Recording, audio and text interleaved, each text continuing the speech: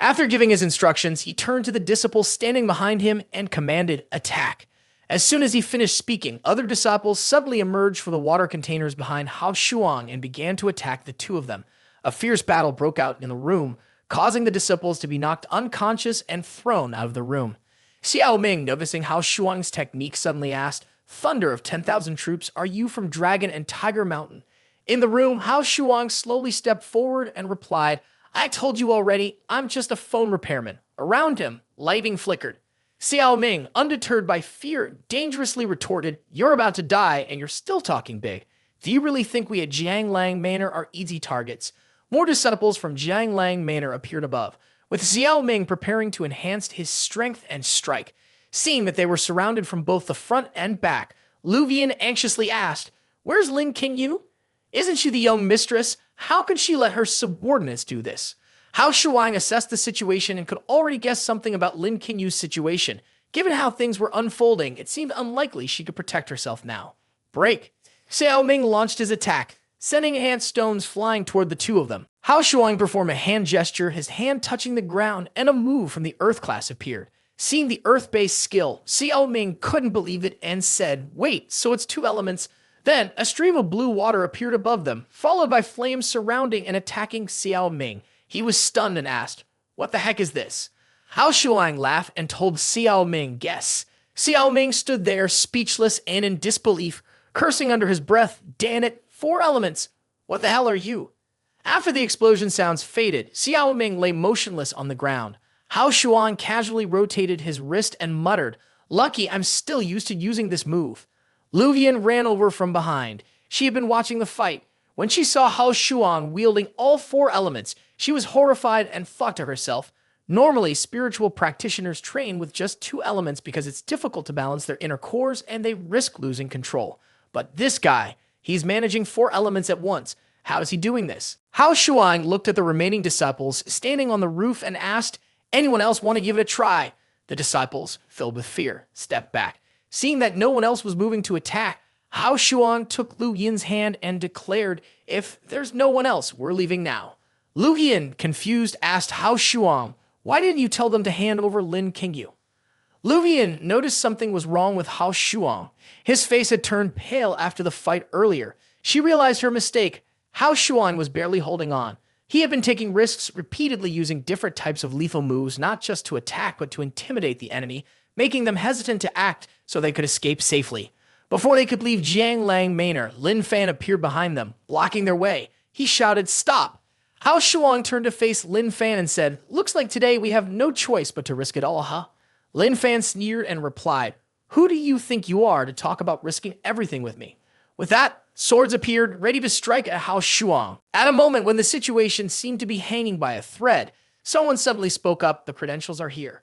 Hao Shuang and Lu Yin were both surprised to see who had arrived. Hao Shuang immediately asked, "Who are these two?" It turned out the newcomers were 2 girls who had been on the same train as them. The girl with the blue hair who was blowing bubbles said, "Heavenly Master's orders." Hao Shuang must immediately go to Dragon and Tiger Mountain, and no one is allowed to stop him. She held up a token as she spoke. Hao Shuang bluntly asked, "You want me to go to Dragon and Tiger Mountain?" In his mind, Hao Shuang thought, "Are you serious? With my status, going to Dragon and Tiger Mountain is no different than walking straight into danger." Lu Yin paused, then realized using the Heavenly Master's orders to back them up meant they were probably connected to some major powers. Lin Fan, with a friendly expression, turned to the 2 girls and said, "Seeing the Heavenly Master's orders is the same as seeing the Heavenly Master himself. The 3 mountains, 9 prefectures, and 21 caves all must obey."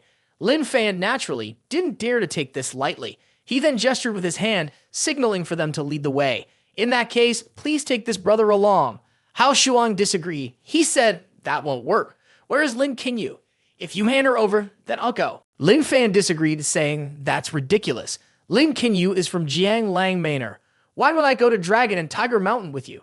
If you want to go, then go. What are you trying to find her for?"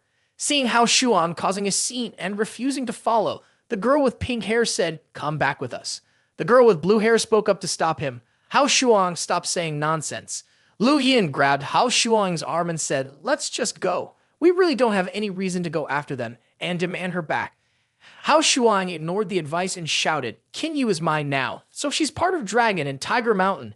Lu Yin was stunned as if struck by lightning and said, "You." Lin Fan's face twisted, like he just stepped in dog poop, and he asked, "What?" The two girls didn't know how to respond. The girl with blue hair scratched her head and said, "This." Hao Shuang kept up the act, looking embarrassed as he scratched his face and said, "Haha, I didn't mean to announce it so quickly, but how should I put it? I can only blame us for being too impulsive, rushing things, and not being able to control ourselves." Lin Fan was so angry that veins popped out on his forehead as he yelled at Hao Shuang. "You're tarnishing the reputation of Qinyu's family. How could she ever love someone like you?" Hao Shuang didn't back down either and retorted, "If you don't believe me, bring her here and let her speak for herself." The green-haired girl suggested to Lin Fan, "Grand Elder Lin, this is a serious matter. It would be best to have Miss Lin come here and clarify things. After all, if this gets out, both Dragon and Tiger Mountain and Jianglang Manor will be embarrassed." At this point, Lin Fan found himself in a difficult situation, not sure how to respond. Not wanting to bring Lin Qinyu into this, he gritted his teeth, cursing Hao Shuang inwardly. "You damn kid, really using this method." He walked inside, but not before turning back to say to the two girls, "Wait here for a moment. I'll go ask the family head's opinion." Lin Fan, fearless and determined, added fuel to the fire. "Tell Qinyu I'll take full responsibility for her." Then, in a fit of rage, Lin Fan snapped at Hao Shuang. "Shut your mouth." Seeing Lin Fan this angry, Hao Shuang smiled brightly as if she had hit the jackpot. She felt proud and thought to herself, "Humph, you want to mess with me? Let's see who's better." Feeling triumphant, Hao Shuang walked over to greet the two girls. "Hello, beautiful ladies, thank you for your help. May I ask your names?" They introduced themselves one by one. The girl with green hair said she worked alongside Heavenly Master Zhang Bai Bai. The short-haired girl with pink hair simply replied, "Zhang Ruanruan." As they spoke, Hao Shuang repeated their names silently in her mind. Bai Bai, Ruanruan. Just as she was about to continue the conversation, Zhang Ruanruan suddenly leaned in and tapped Hao Shuang lightly on the stomach. Surprised by the unexpected action, Hao Shuang jumped and blurted out, "What the?" Ruanruan observed closely, then said in a calm, confident tone, "The protective golden light is still intact. Your cultivation barrier hasn't been breached. That means you're bluffing." Then, with a teasing smirk and slightly flushed cheeks, she added, "But you really need to yell it out next time, like really loud." Lu Yin, overhearing Ruanruan's remark, tilted her head curiously. How loud exactly? Still startled and rubbing her stomach where she had been tapped, Hao Shuang groaned. Did you really have to press that hard?" Zhang Bai Bai took off her glasses and seriously said to Hao Shuang, "The Heavenly Master urgently called you back to the mountain. He just wants you to leave Jianglang Manor as soon as possible. After all, your identity as a demon is a secret, and if it gets discovered, you'll definitely be in danger." He really had made up that whole story about the affair with Lin Qinyu. He didn't even know what the word death meant anymore. Hao Shuang didn't want to go back to Dragon and Tiger Mountain, so he forced a smile and said, "I'm carrying a spiritual concealment talisman, something that normal people can't detect. Plus, 2 of my Tian Kang stars were captured by Jianglang Manor. I'm counting on her to help them find them, so how can I just leave like that?" Zhang Bai Bai looked at Zhang Ruanruan and suggested, "What should we do? What if we knock him out and kidnap him?" Bai Bai disagreed and said, "The Heavenly Master said we must cooperate with Hao Shuang to ensure his safety and follow his wishes." Hearing this, Zhang Ruanruan called out to Bai Bai, "Then we'll just wait until someone comes to rescue him and then leave." They began discussing their next steps. Curious, Zhang Bai Bai asked Zhang Ruanruan, "Is it really that big?" Zhang Ruanruan replied, "If you don't believe me, go ahead and feel for yourself." Lu Yin, hearing their argument, blushed and turned to look at Hao Shuang. Hao Shuang was focused, waiting for Lin Fan's response, not paying attention to Bai Bai and Ruanruan's discussion, wondering what Lin Fan would do next. Inside the room, Lin Fan was pacing back and forth. A bald man, the deputy leader of Tang Men named Tang Shanzang, suggested a solution. Lin Jiannan already had a wound on his hand from a sword strike by Lin Qinyu. The charge of attacking the mansion master couldn't be cleared. Now, summoning the elders would surely result in her losing her position as the heir. Why should she let that little brat lead her around? Lin Fan disagreed, saying, "My ambitions aren't just about securing the position of palace master. My true desire has always been to ensure that Jianglang Manor stands strong in this world. Now, this foolish kid from Dragon and Tiger Mountain has delivered a great gift right to my doorstep. How can I waste such an opportunity?" 2 maids reported after checking Lin Qinyu's body. One maid spoke up, saying, "Elder, I checked Miss Qinyu's body." Lin Fan quickly asked, "What's the result?" The 2 maids reported Miss Qinyu is still intact. She has not been dishonored. Upon hearing this, Lin Fan burst into a joyful laugh, saying, "Heaven is on my side." Hao Shuang, still unsure, asked Lin Fan again, "Huh?" He repeated his words once more. Lin Fan cheerfully repeated the good news to Hao Shuang. The family head said, "If young Master Hao and Qinyu have already been through this, then we can only see it through to the end. 3 days from now, their engagement ceremony will be held. Jianglang Manor has already sent wedding invitations to 21 regions, 3 mountains, and 9 prefectures, inviting all the sects to witness the event." Hao Shuang disagreed and demanded to meet Lin Qinyu. "I want to see Qinyu." Lin Fan ignored his objections, turned around, and refused, saying, "You should meet before the engagement ceremony. Just wait for 3 more days." Hao Shuang grabbed his head and screamed, "Shit, that old fox must have guessed it." Lu Yin sat in a chair, analyzing the man's actions. They had a plan to reveal the truth and expose his lies to the sects. This would drag the whole mountain into it, and his reputation would be destroyed. A clever move, solving everything. Ruan was sure to say that if he dared to do this, it meant he had confirmed that Lin Qinyu was still pure, so there could be no personal relationship between them. Bai Bai added, "If you want to turn things around, there's only one way. Find her. Destroy her." Hao Shuang, looking pale and uneasy, silently thought to himself as he overheard 2 people discussing their plan. Their speed is impressive. That evening at Jianglang Manor, Hao Shuang gently opened the door to peek outside and then turned back to the others in the room. "There's no one in the yard. They're definitely hiding somewhere in the shadows, quietly watching our every move." After checking the premises, Zhang Bai brushed her hands off and commented, "Jianglang Manor is famous for its illusions and shape-shifting techniques, but I've inspected all the rooms. Nothing seems out of place." Zhang Ruan, who was standing nearby, added, "No surveillance devices either." Lu Yin, sitting calmly on the sofa, laid out their plan. "Tonight, we need to locate Lin Qinyu and ensure her safety. Once that's done, we can talk about how to approach the engagement ceremony that's happening in 3 days." Zhang Bai glanced meaningfully at Hao Shuang and said, "Everything sounds perfect in theory, but once it's in motion, flaws might appear. We need to resolve things completely so no threats remain." Observing Zhang Bai's serious expression, Hao Shuang thought to himself, "She's determined. This won't end without confrontation." Zhang Ruan lightly patted Hao Shuang on the shoulder, offering both reassurance and a bit of teasing.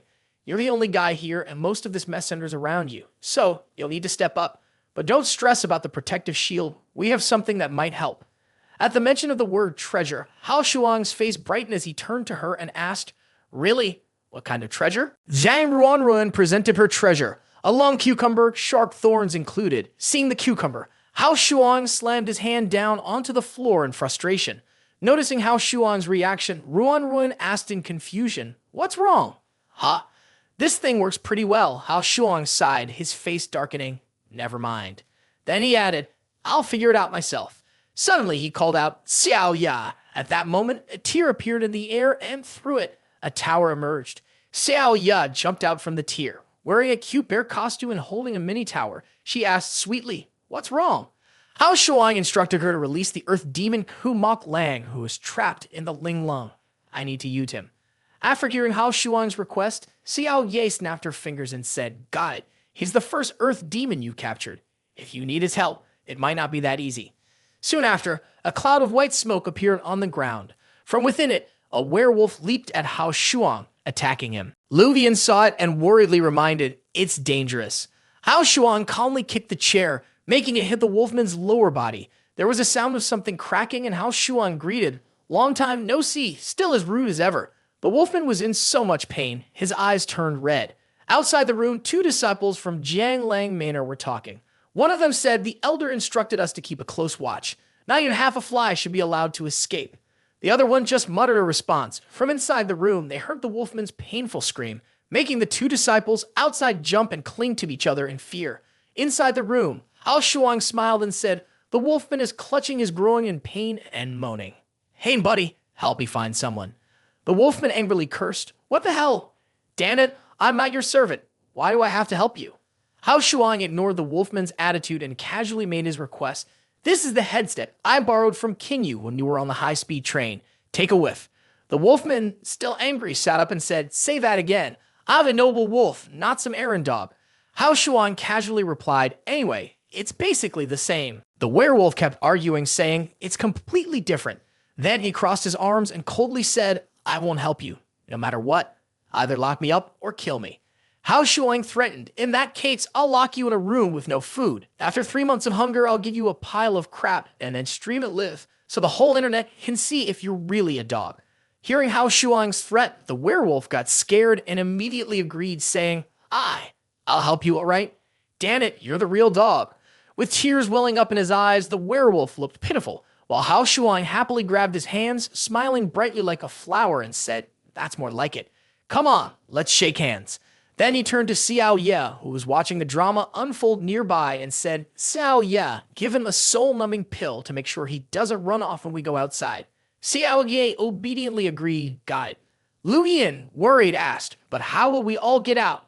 There must be spies everywhere out there. Hao Shuang smiled confidently at Lu Yin and said, since they want us to come out, let's give them a show. A black figure, looking just like Hao Shuang, peeked in out of the window, then suddenly vanished in a flash. 3 or 4 people chased after it. The figure darted into the forest with 4 disciples from Jianglang Manor close behind. Behind some bushes, 2 mysterious figures watched the group chasing the black shadow. One of them, with pointed ears, said, pretty bold of them to pull off a secret move like that right under their noses. How do you even know how to use Jianglang Manor's shape-shifting technique? It turned out the 2 shadows were Hao Shuang and the werewolf. As Hao Shuang calmly observed the scene ahead, he replied, I saw them use it once earlier today, so I just picked it up. Hearing Hao Shuang's calm response, the werewolf stared in disbelief. Picked it up? You. Whatever, we're running out of time. Go find the person now. In a small room, an elderly man with silver hair walked out and shut the door behind him. Then 2 Hao Shuangs appeared.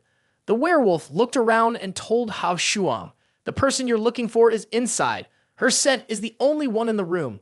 Hao Shuang gave the werewolf a quick order and pushed the door open.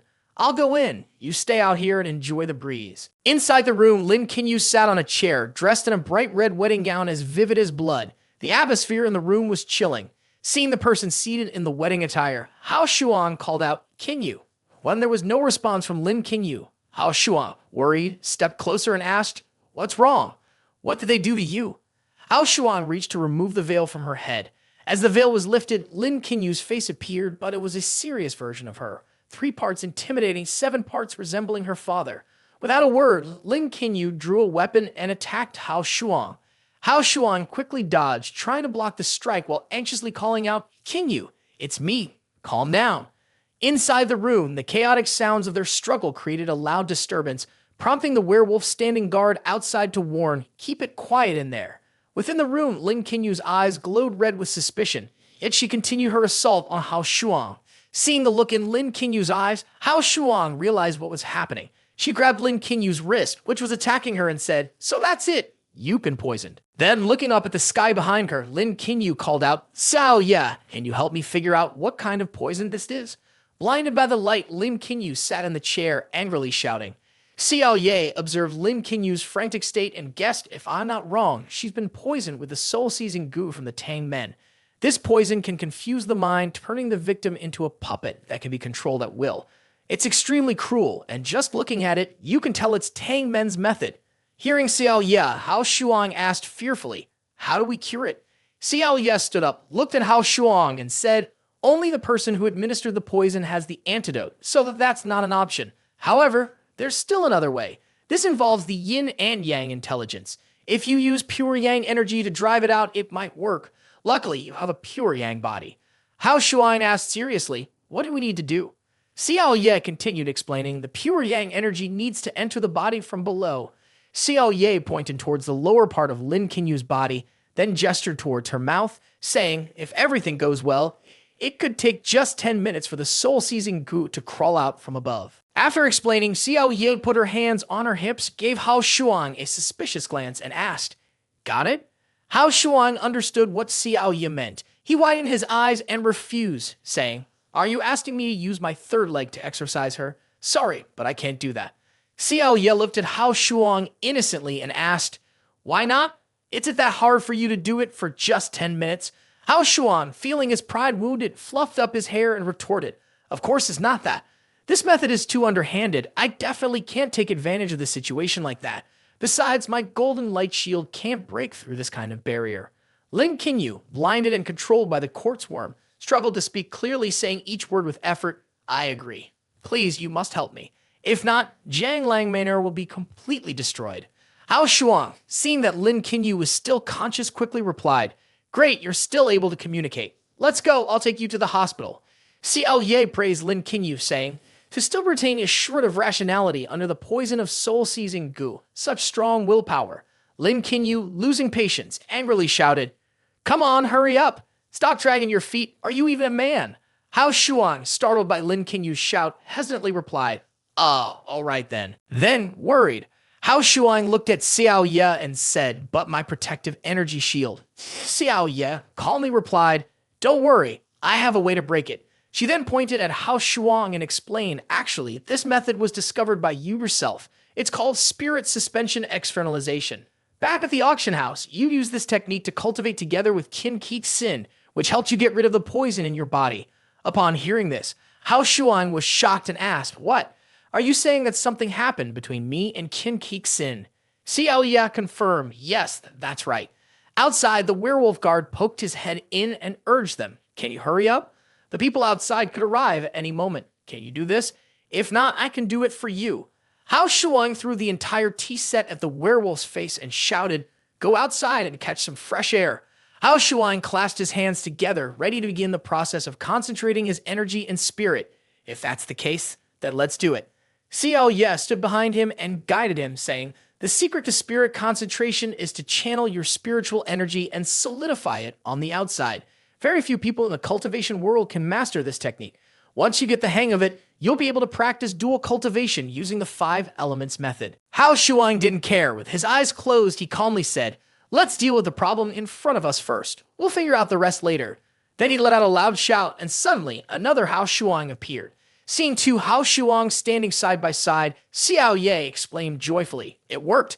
The golden protective aura has separated." Hao Shuang looked at his hands in confusion and said, "It's not just the golden aura. I feel like my cultivation has disappeared too. I can't sense my lightning technique anymore." Xiao Ye explained, "It's difficult for a spiritual practitioner to cultivate multiple elemental methods at the same time because the 5 elements are hard to harmonize. But once you've mastered external spirit projection, you can isolate each elemental cultivation and set it aside as backup. In other words, even though your current cultivation is gone, you can re-equip it at any time." Got it? Hao Shuang cautiously looked at Lin Qinyu and said, "Let's take care of the main task first." "Qinyu, I'm sorry." Lin Qinyu, on the verge of losing control, softly replied, "I don't blame you." She summoned all of her spiritual power. Her body radiated with brilliant light as she turned to Hao Shuang and said, "Hurry." Hao Shuang saw the mysterious light emanating from Lin Qinyu's body. As he focused on the pulsing spiritual energy, a pink stream of light suddenly burst forth, enveloping him completely. His body merged into the radiance and vanished into a stream of pure, ethereal essence. "I am like a flower bud that hasn't bloomed yet, quietly growing for 18 years in this dark cave. But right now, the cave door suddenly opens. Before I even have time to react, a huge Yingtao fruit rushes in, and just like that, I'm separated from everything. After the battle, something small appears in the palm of Hao Shuang's hand. Hao Shuang calls out Xiao Ye, the artifact. Xiao Ye, who's drooling, quickly covers her mouth and shyly says, "Got it." She raises her hand and a stream of golden light appears. The object in Hao Shuang's hand begins to grow. Looking at the round object floating in his hand, Hao Shuang looks at Xiao Ye and asks, "Does this thing actually work?" Xiao Ye responds, "Of course it does. This is the gold-plated demon sealing ore. It was left behind by the 4th generation Heavenly Master after they passed away. It's pure and strong. Purifying the soul-seizing goo will be easy." At this point, Lin Qinyu blushes and says, "See, can you take it out first?" Hao Shuang, surprised, replies, "Sorry." Xiao Ye continues to practice her spell and says, "It should be ready in about a minute. If either of you wants to say something, now's the time." Hao Shuang responds, "There's nothing else. Just follow what we discussed for the engagement ceremony 3 days from now." Lin Qinyu finished getting dressed and coldly said, "Lin Fan, that bastard, I swear I'll kill him myself. How dare he team up with Tang Men and do something like this to my grandfather?" Hao Shuang, curious, asked Lin Qinyu, "Who exactly is Lin Fan? Why does he act so arrogantly?" Lin Qinyu sighed and explained, "He's my uncle. Although my father passed away when I was young, according to the rules of the family, I'm the one who has to take the position of head of the household. He can only assist, but he's not satisfied with that. He's been plotting all sorts of ways to take the inheritance for himself." Hearing Lin Qinyu's explanation, Hao Shuang stroked his chin. Thinking back on everything that had happened, he pieced together Lin Fan's plan. If that's the case, everything makes sense now. He sent someone to secretly follow her. After finding out the whereabouts of Kixin and the others, he sent Tang men to capture them. Then Hao Shuang asked Lin Qinyu, "Do you know where Kixin and the others are being held? I need to act quickly to rescue them." Lin Qinyu suggested, "I didn't get a chance to investigate before I was controlled, but if you go to Lin Fan's wife, Qin Shaofu, she should know exactly where they are." Hao Shuang repeated the name of Lin Fan's wife, Qin Shaofu. Xiao Ye, standing behind, raised her hand excitedly and announced, "The soul-seizing goo is ready." Holding the soul-seizing goo, which was now a dull yellow in color, Xiao Ye explained, "I've removed all the poison from the soul-seizing goo. It won't control anyone's mind anymore, but even if the one who poisoned you checks it, they won't notice anything unusual." Lin Qinyu placed the soul-seizing goo in his mouth. After he swallowed it, he encouraged her, saying, "You'll have to bear with a little hardship these next few days. You absolutely can't let them notice anything odd. We'll strike back in 3 days." Lin Qinyu turned to Hao Shuang, who was climbing through the window, and said, "Don't worry, just 3 days. I can wait. Go quickly. Rescue the 3 of them." Hao Shuang reassured her, "Got it. I'll go now." Lin Qinyu continued, "After that, you'll stay and finish the wedding with me. Take over as the head of the manor and help Jianglang Manor grow stronger." Hearing this, Hao Shuang, who was about to jump through the window, suddenly tripped and fell. Lin Qinyu watched him tumble out the window, resting his chin on his hand, and said, "My purity can't be given to you so easily. No way." Hao Shuang scratched his face and laughed, saying, "We'll figure that out when the time comes." Lin Fan listened to his subordinate's report, but he couldn't believe it and asked again. So, they went to the kitchen, stole 2 roasted chickens and 3 bottles of wine, then came back? His subordinate knelt on the ground and responded, "Yes, we followed them closely the entire way, making sure nothing was missed. They only went to the kitchen." Lin Fan asked again, was it Hao Shuang who went? His subordinate answered it was too dark to see clearly, but from the height, it seems likely to be him. Lin Fan rubbed his chin, closed his eyes and thought, and muttered, "What is that kid up to now?" The man kneeling on the floor continued, "I also left a group of people guarding outside the living room. No one else has gone out." As if suddenly remembering something, Lin Fan slapped the table and ordered, "Quick, go check if there's anything unusual in Lin Qinyu's room. Set up a post near his quarters and make sure no one gets too close."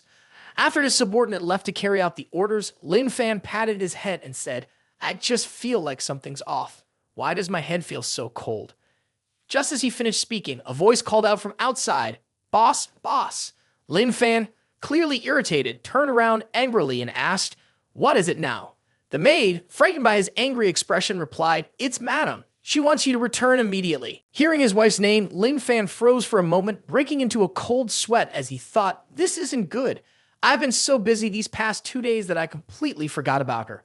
Meanwhile, Hao Shuang was sneaking around, quietly searching for Lin Fan's wife's room. Suddenly, she froze when she spotted Lin Fan walking ahead, not too far away. Lin Fan smiled awkwardly, rubbing his hands together, and sweet-talked his wife, saying, "Oh my darling, I've missed you so much, I thought I was going to die from it." On the bed was Qin Shaofu, Lin Fan's wife and the granddaughter of Qin Mozhen, the Taoist master of Mount Qingqing. She was lying on the bed reading a book. When she didn't respond, Lin Fan continued, still smiling, "I've really been so busy these past 2 days. I couldn't come back to our room with you. I'm so sorry." Qin Shaofu glanced at him and said, "It's fine. I just so happened to be testing the medicine I made today." Seeing the servant girl bringing a bowl of medicine over to her, Lin Fan quickly backed away, looking for an excuse. "I'm not feeling so well today. Do you mind if I skip it?" Qin Shaofu gave him a cold look and asked, "What's the matter? You don't want to drink it?" Lin Fan panicked, quickly grabbing the bowl and chugging the entire thing down with great effort, mumbling, No, I'll drink it." Qin Shaofu smiled with satisfaction as she watched him finish the medicine, saying happily, "That's right, drink it all. Don't leave a single drop. This time I'm sure I'll be able to cure that illness of yours that keeps you from getting up." Lin Fan shakily lifted his head, swallowing hard. His body began to tremble, reacting violently after taking a potent stimulant. It seemed the drug's effects were finally kicking in. His face flushed bright red, and as he panted heavily, he said, "Honey, this time the medicine really seems to be working." The woman kneeling on the bed urged him on. "Really? Then hurry up and get over here." Lin Fan lifted his head, his face burning hot. The images before his eyes had started to blur. In a flustered state, he declared with conviction, "I'm coming. This time my peak performance will finally." But before he could finish, his entire body collapsed. A violent stream of blood gushed from his nose, shooting straight up toward the ceiling. The woman, his wife, furiously tossed him out of the room, shouting in a storm of curses. Useless! Get out! Don't let me see your face again! Lin Fan sat on the ground, hugging his cheek, sobbing without tears. Honey, just give me a little more time. I swear I'll fix this. He got up and trudged away miserably. Meanwhile, Hao Shuang was hiding in a nearby bush, observing the situation. He thought to himself, good, Lin Fan is gone. He quickly crept along the edge of the wall, moving like he was preparing for a top-secret infiltration mission. Carefully approaching the outer window, Hao Shuang planned to subdue the woman and interrogate her about the location where Qin Shaofu's people were being held. Sweat trickled down his forehead as Hao Shuang squinted through a gap in the window, thinking, the only question is, will she be easy to deal with? That woman, sharp and dangerously alluring, still had a flushed face, her behavior showing clear signs of instability. Gritting his teeth, Hao Shuang muttered, looks like I'll have to rely on myself after all. Hao Shuang looked inside, wondering to himself, didn't her husband just stop by? Why does she still have to do this herself? The girl noticed his presence and immediately threw the bottle of wine in her hand, shouting, who's there? The wine bottle flew and Hao Shuang quickly dodged it. He quickly ran off, but an uneasy thought crossed his mind. Uh-oh, this woman is definitely a master. Suddenly, Hao Shuang's head collided with something soft and big, throwing him off balance and causing him to fall to the ground. The woman smiled mischievously from above and said, where did this kid come from? He's not bad looking. He looked up, sweating, realizing her speed was too much for him to handle. It seemed the only option left was to face her head on.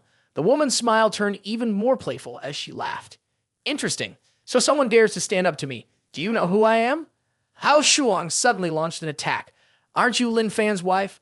But the woman nimbly avoided him, jumping up with a cold snort. I have too many identities, but the one I like least is this one. Then she raised her leg. It was Lin Fan's wife. Her foot collided hard with Hao Shuang's chest, and he gritted his teeth as he blocked the blow. The woman blushed as she thought about Hao Shuang's strong chest muscles. He suddenly grabbed her leg, causing her to gasp. This little brat had no idea that touching my ankle would turn me on the most. Hao Shuang tightened his grip on her leg, twisting it forcefully to throw her away, but her quick reflexes and strength prevented any real harm. The woman sneered with a wicked smile.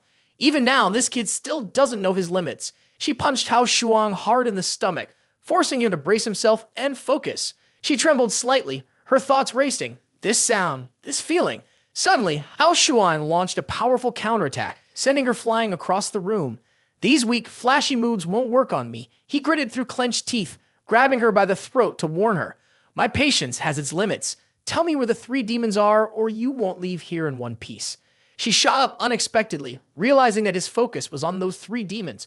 Of course, she could tell him where they were, but could he get her to speak? With that, she lunged at him, full of passion. We'll see about that. The scene shifted, and Hao Shuang, now completely naked, sat helplessly on the bed. Though it wasn't exactly ethical, the situation had left him with no choice but to go along with it. He closed his eyes, focusing on channeling his inner energy to separate the golden light. A seductive foot stepped forward, lightly touching Hao Shuang's back, causing him to lose focus. He turned to ask, what are you mumbling about?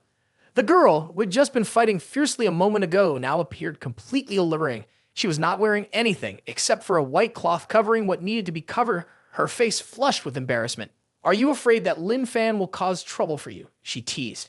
Don't worry, as long as you satisfy me. No one in this world will dare touch you. Hao Shuang suddenly spun around, propping himself up with his hands, making it impossible for her to keep up. He locked eyes with her, speaking firmly. All right, I'll make you satisfied. Now, take me to meet them. The woman blushed even more, her breath heavy with temptation. Her long-held dream was finally coming true.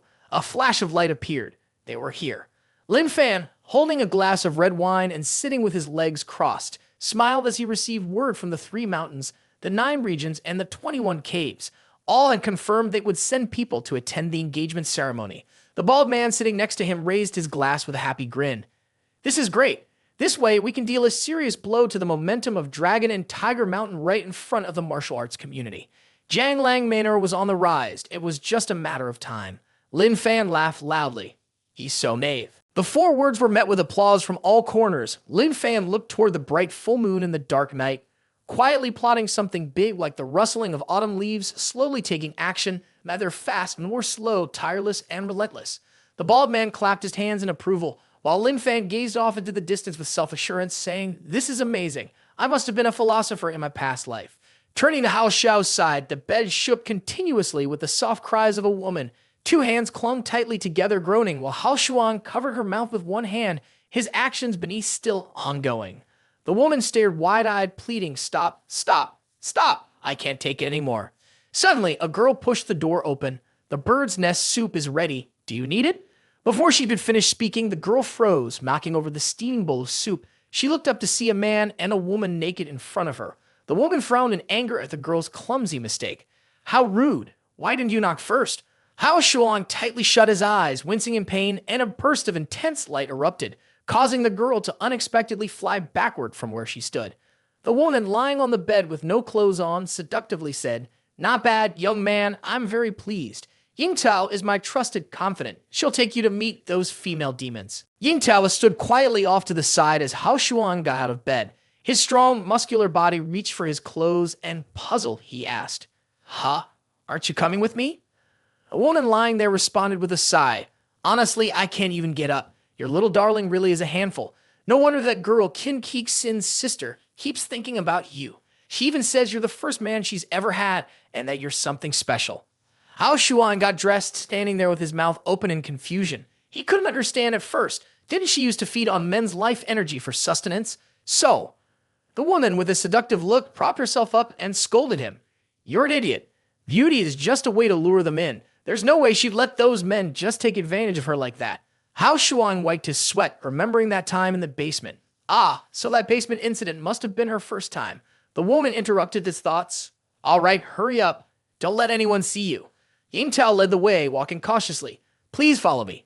By now, Hao Shuang was fully dressed. He turned around and waved to her. "All right, I'll take my leave now." "Thanks," she said, watching him go. Go ahead," the woman replied, her gaze lingering. When the person had disappeared from sight, the seductive woman grabbed the blanket, lifted it, and stared intently. "Kid, I didn't expect there'd be blood under the blanket from the girl. You've really gotten lucky this time." Hao Shuang, following Yingtao, looked around cautiously. "We won't run into anyone, will we? If I get exposed, your boss will." Yingtao calmly continued, "The back garden is a restricted area marked off by the boss herself. No one is allowed in without permission. And even if we're discovered, no one would dare touch my boss." Yingtao turned away.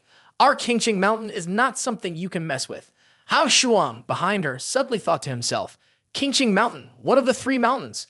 I didn't expect her to be from there. But Qingqing Mountain is connected to Jianglang Manor." Yingtao led Hao Shuang to the entrance of the Iron Gate to the prison.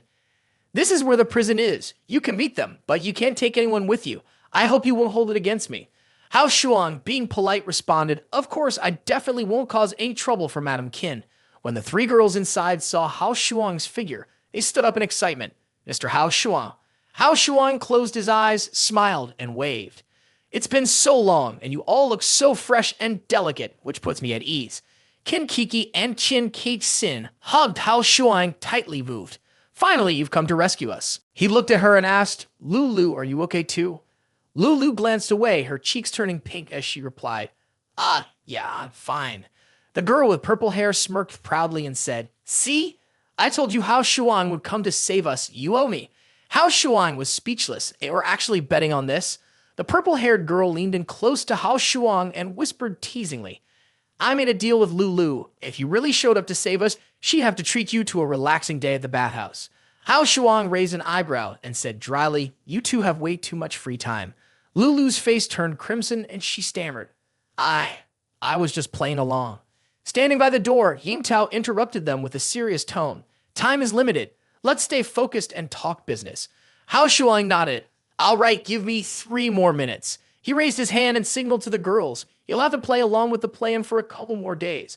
When the time comes, say exactly this." A purple-haired girl suddenly covered her mouth in surprise.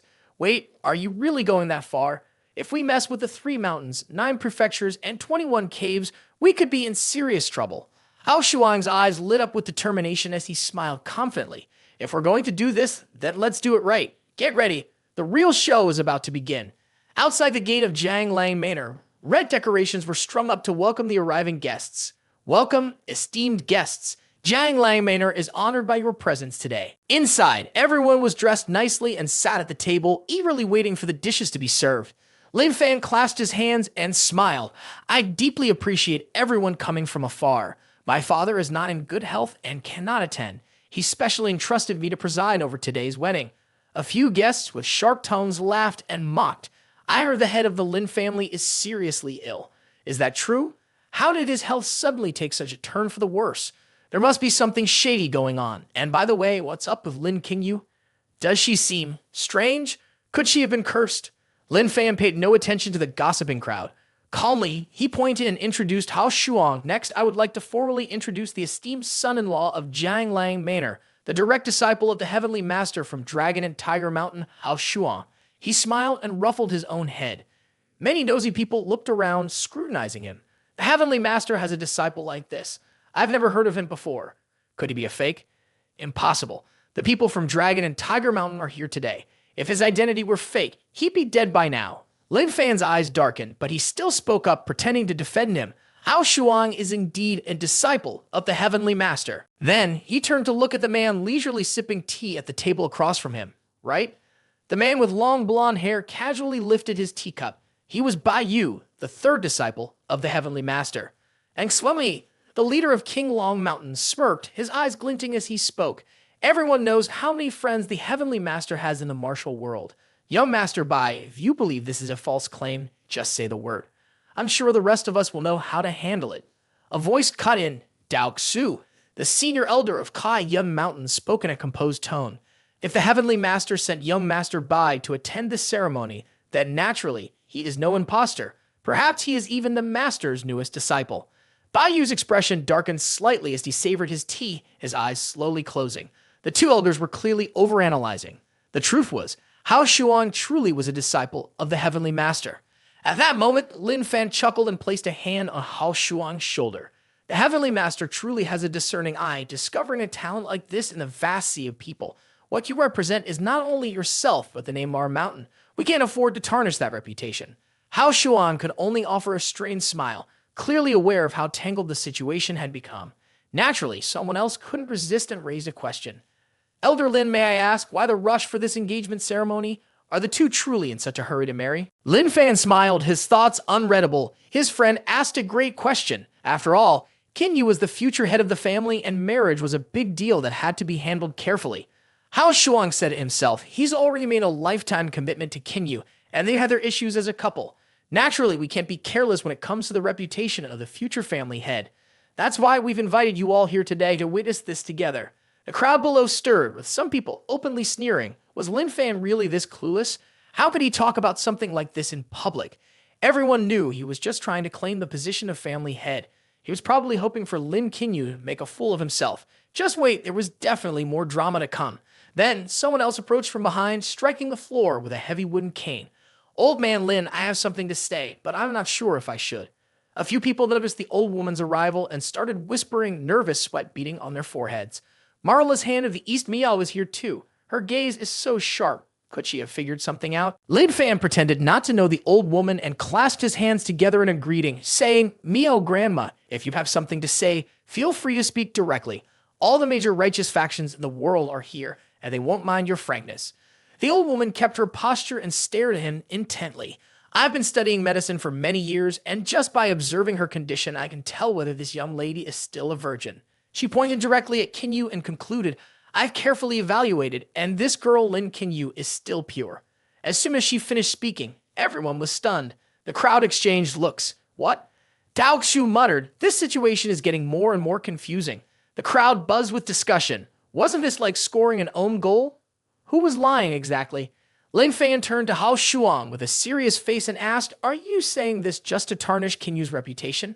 Hao Shuang glanced at the people putting on a show and then replied, I'll quietly watch as you all continue with your performance.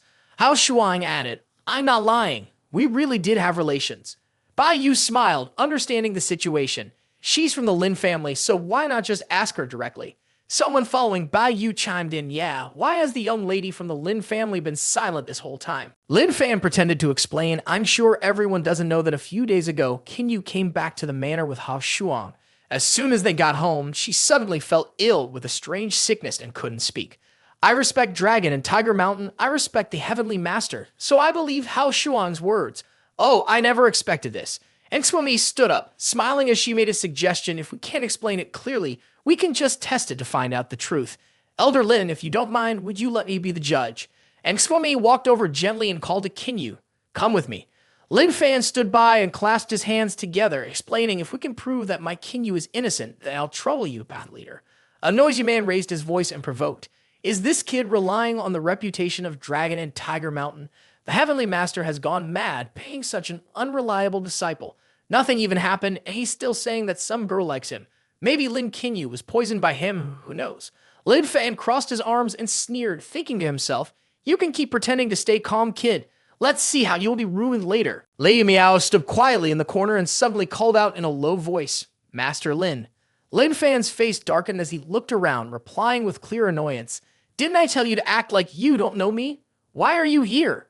Madame Liao raised her head and replied solemnly, I have something important to tell you. Her tone became more serious. Are you absolutely sure about her background? My vision may not be perfect, but I can still observe well enough. Just now, I noticed some things about her appearance that seemed unusual, like she's experienced more than what was claimed. She gave Qinyu a careful glance, analyzing physical signs that suggested hardship or wear. Lin Fan scowled at her, clearly irritated. You're jumping to conclusions again. Didn't I verify everything myself 2 days ago? Don't stir things up. Leave now or you won't be getting the rest of your payment. The old woman turned away, muttering under her breath. Something still doesn't feel right. How could I have misread it? Lin Fan shot a glare at her retreating figure, muttering to himself, always running her mouth.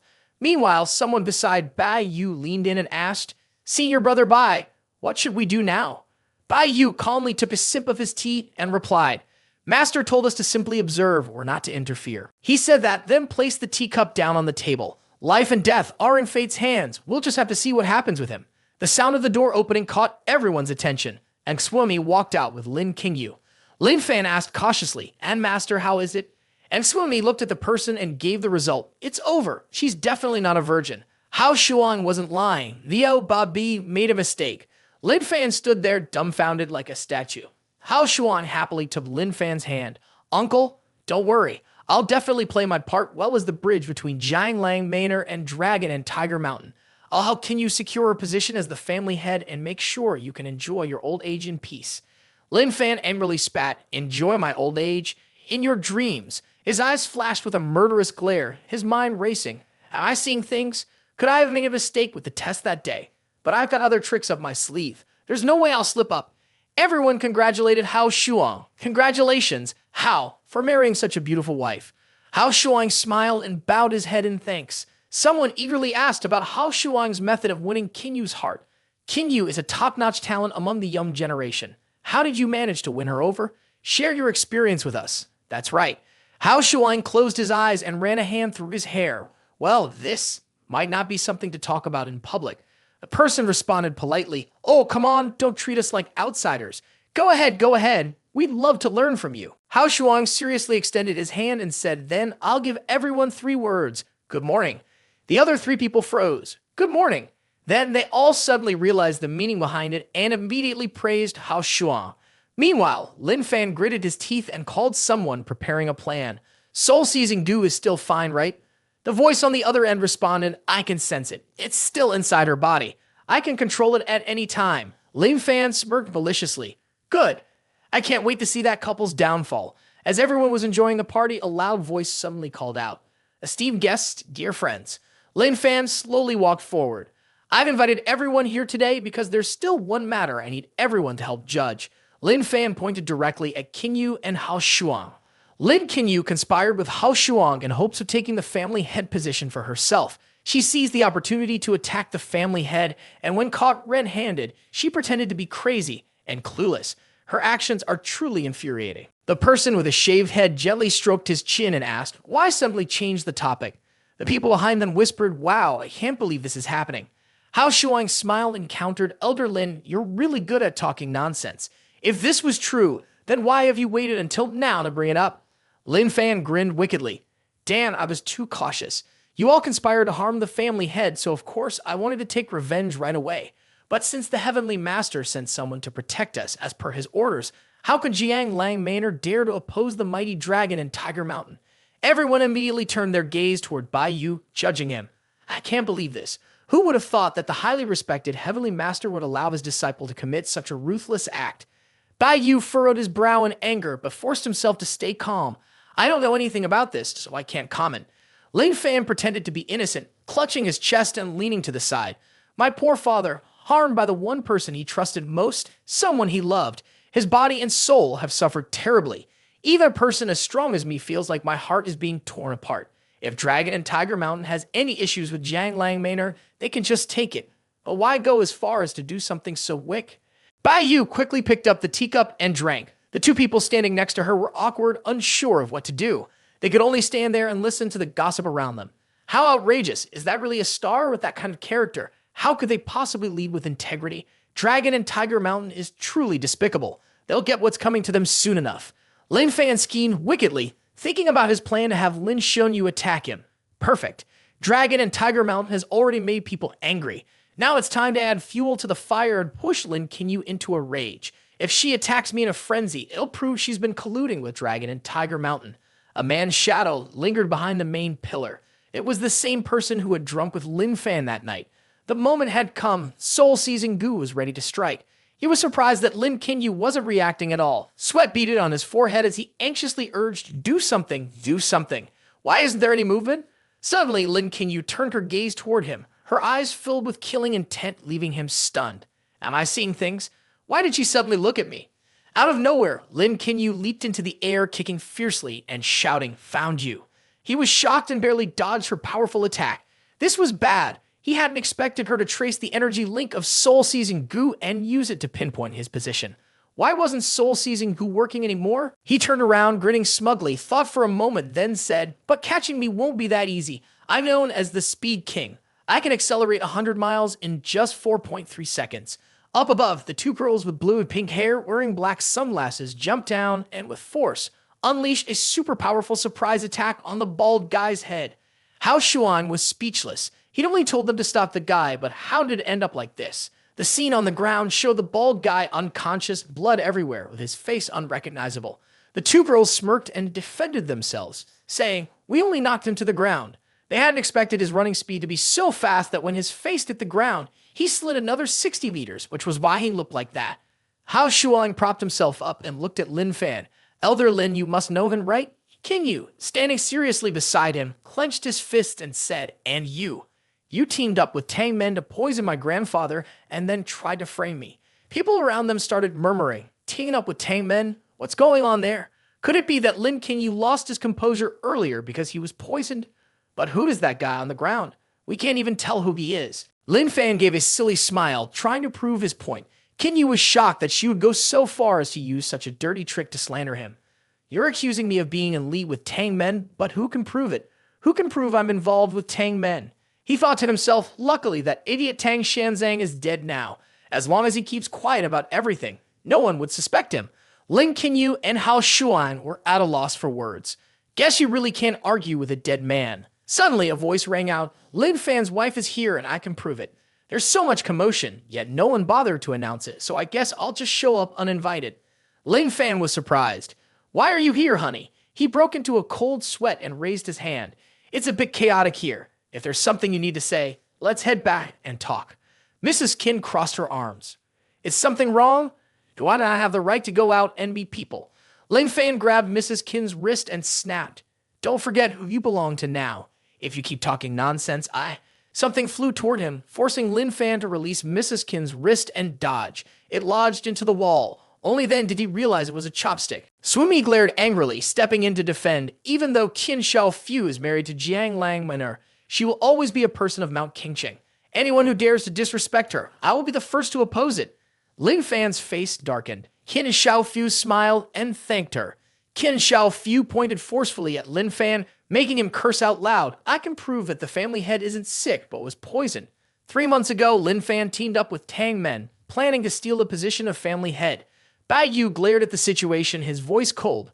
Who started this trouble? People like him are a disgrace to our rightful legacy. Lin Fan was sweating and retorted, slandering her, slandering me. Don't let that crazy woman fool you. I'll call the head of the family here to clear things up right now. He thought to himself, luckily he had planned ahead and had his trusted people positioned with that old bastard. They must have already destroyed the body and erased all traces by now. Suddenly, Q-bound people were thrown at Lin Fan's feet, surprising him. No need to invite anyone. 4 beautiful girls standing at the corners escorting the head of the family. We've already brought him here. The woman with long pink hair spoke. Elder Lin didn't expect these two to make a move on the head of the family. Luckily, we arrived just in time to stop them. He said, so what's it going to be? Kill them or interrogate them. The 2 bound and bruised people begged for help. Elder, please save us. We were just following his orders. This made Lin Fan even angrier. He shouted, shut up. The man with the shaved head immediately stepped forward. Let me see. He checked the head of the family's pulse and was surprised to find it, the poison of Tangmen, just as he thought. Bai Yu stood up and spoke. The head of the Lin family is so powerful. How could a small group like Tangmen harm him, unless someone close to him secretly poisoned him? Lin Fan was pushed into a corner, unable to respond. He stammered, furious, and then used his inner power to charge toward Hao Shuang. Damn it, all of this is your fault. Before Hao Shuang could even touch a single strand of hair, someone slapped him so hard that a few of his teeth broke.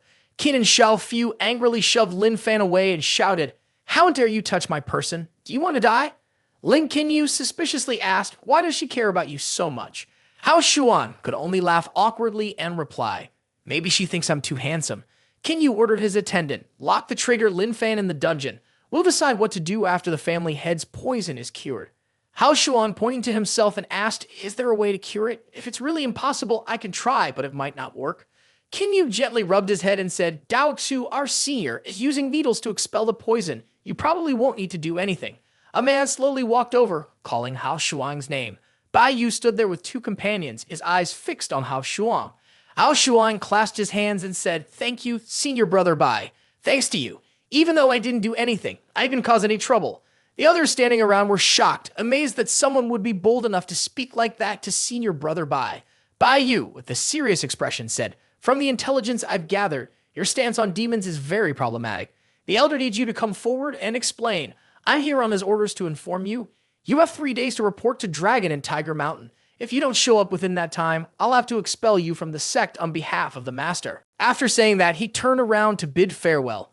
Hao Shuang smiled awkwardly and waved his hand. Got it, senior brother. Take care. Then his mood darkened. Looks like he'd have to go to Dragon and Tiger Mountain again. It was late at night. The moon was a thin crescent, and Hao Shuang, exhausted, opened his room's door and sighed. I've been busy all day, finally some time to rest and recharge. A voice came from the shadows. You're really tired, huh? The words surprised him. The girl with green hair, dressed in a revealing outfit, spoke up. To repay your life-saving grace, let me help you relax. In her mind, she thought, with this carefully chosen battle outfit, I can definitely handle him. Hao Shuang gasped, his face turning red. He quickly turned around. Why are you in my room? He immediately shut the door, only to find the older sister of the girl standing there. The purple-haired woman asked, what are you standing there for? Why don't you come inside? Hao Shuang pointed at her. Ha! Is she your sister? Upon hearing this, the purple-haired woman asked, my sister? How is she? The seductive girl suddenly snapped back to reality. Oh no, if my sister finds out I'm dressed like this, I'm done for. Please don't tell her. The girl inside gestured to Hao Shuang. Don't mention me. The older sister, standing outside, leaned in to peek. Kiki's here too. Hao Shuang grabbed Qin Kixin's shoulder, stopping her from entering, then pushed her back toward the cabin door. With a smile, Hao Shuang said, thank me. Qin Kixin placed a hand on her chest, blushing slightly. You knew everything, didn't you? Well, it's good that you understood my intentions. If you have something to say, let's go inside. She said this, then firmly pulled Hao Shuang's hand. I'm worried about someone seeing us, she added. Hao Shuang, looking concerned, tried to stop her, but couldn't. Once they entered the room, Hao Shuang was surprised to see that Kiki wasn't around anymore. Qin Kixin held his hand and asked, why isn't she here? Hao Shuang scratched the back of his neck and smirked. Oh, it's nothing. Looks like Kiki took the chance to slip away. Suddenly, Qin Kixin started unbuttoning her shirt, revealing a bikini underneath. She blushed deeply. You went all the way to save us, and I don't know how to thank you. After thinking it over, the only thing I could come up with was this. Hao Shuang was speechless, his face darkening as he silently thought to himself, this line sounds so familiar. Of course, she's my sister. Even her lines are the same. Qin Kixin took off her outer jacket, revealing a stunning look. This is the outfit I specially picked. I'm not sure if you like it. Suddenly, a loud knock echoed from the door, causing Hao Shuang to break into a cold sweat. He slowly made his way to the door. Qin Kixin asked, who's that? Hao Shuang peered through the peephole, surprised to see Qin and Xiaofu standing outside, playfully lifting one leg in a seductive pose. Shuang, open the door. I'm here to bring you some food. Hao Shuang felt helpless and leaned his head against the door. Behind him, Qin Kexin asked with suspicion, why does she call you Shuang? What's going on between you two? Outside, Qin and Xiaofu seemed to hear Qin Kexin's voice and asked, why is there a woman's voice coming from inside? Hao Shuang broke into a sweat, then gently pushed Qin Kexin. Let me handle this. You hide for now. Qin Kexin pouted. Why should I hide? Hao Shuang had no choice but to explain, right now, I'm a disciple of the Heavenly Master. If they find out I'm close to a demon, those spirit cultivators won't let it slide. Qin Kexin shook her head, realizing the situation. All right. She then pushed him toward the bathroom. Go in there. Don't make a sound. The bathroom door slammed shut, and Qin Kexin called out, hurry up then. Qin Kexin crossed her arms, pouting. Men really are all just greedy. Kiki started sweating, raising his hand and stammering, Sister. Outside, Qin and Xiaofu knocked repeatedly on the door.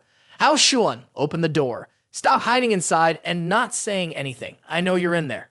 Hao Shuang smiled and opened the door. It's me. It's so late already. What's going on? Qin Xiaofu pushed Hao Shuang aside and walked in annoyed. Let me see who you're having fun with. Hao Shuang wiped his sweat. There was no one in the room. Qin Xiaofu smirked. I don't care what you do with other women, but if I help you take down Lin Fan and you owe me, you better make sure I'm well fed first. Got it? Hao Shuang raised a finger. I'll do my best, but I have to head to Dragon and Tiger Mountain tomorrow. Qin Xiaofu's eyes gleamed with a mischievous smile. Then don't sleep tonight. Inside the bathroom, Qin Kexin fumed. Where did that woman come from?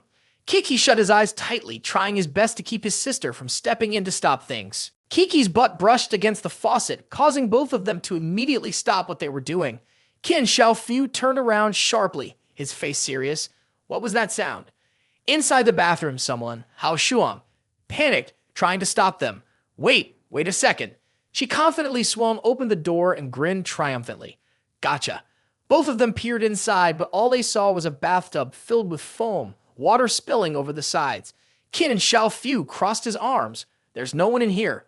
Hao Shuang wiped the sweat off her forehead. I told you there's no one. The faucet must be broken. Qin Xiaofu raised an eyebrow, thinking for a moment. So, was this all part of the plan, fooling us by not opening the door earlier and setting this up? She shrugged and let the dress fall off her shoulder. I'm a conservative woman, but if you really want it, I'll reluctantly satisfy you today. Hao Shuang blinked in surprise. What do you mean by satisfy? What do you think I'd want?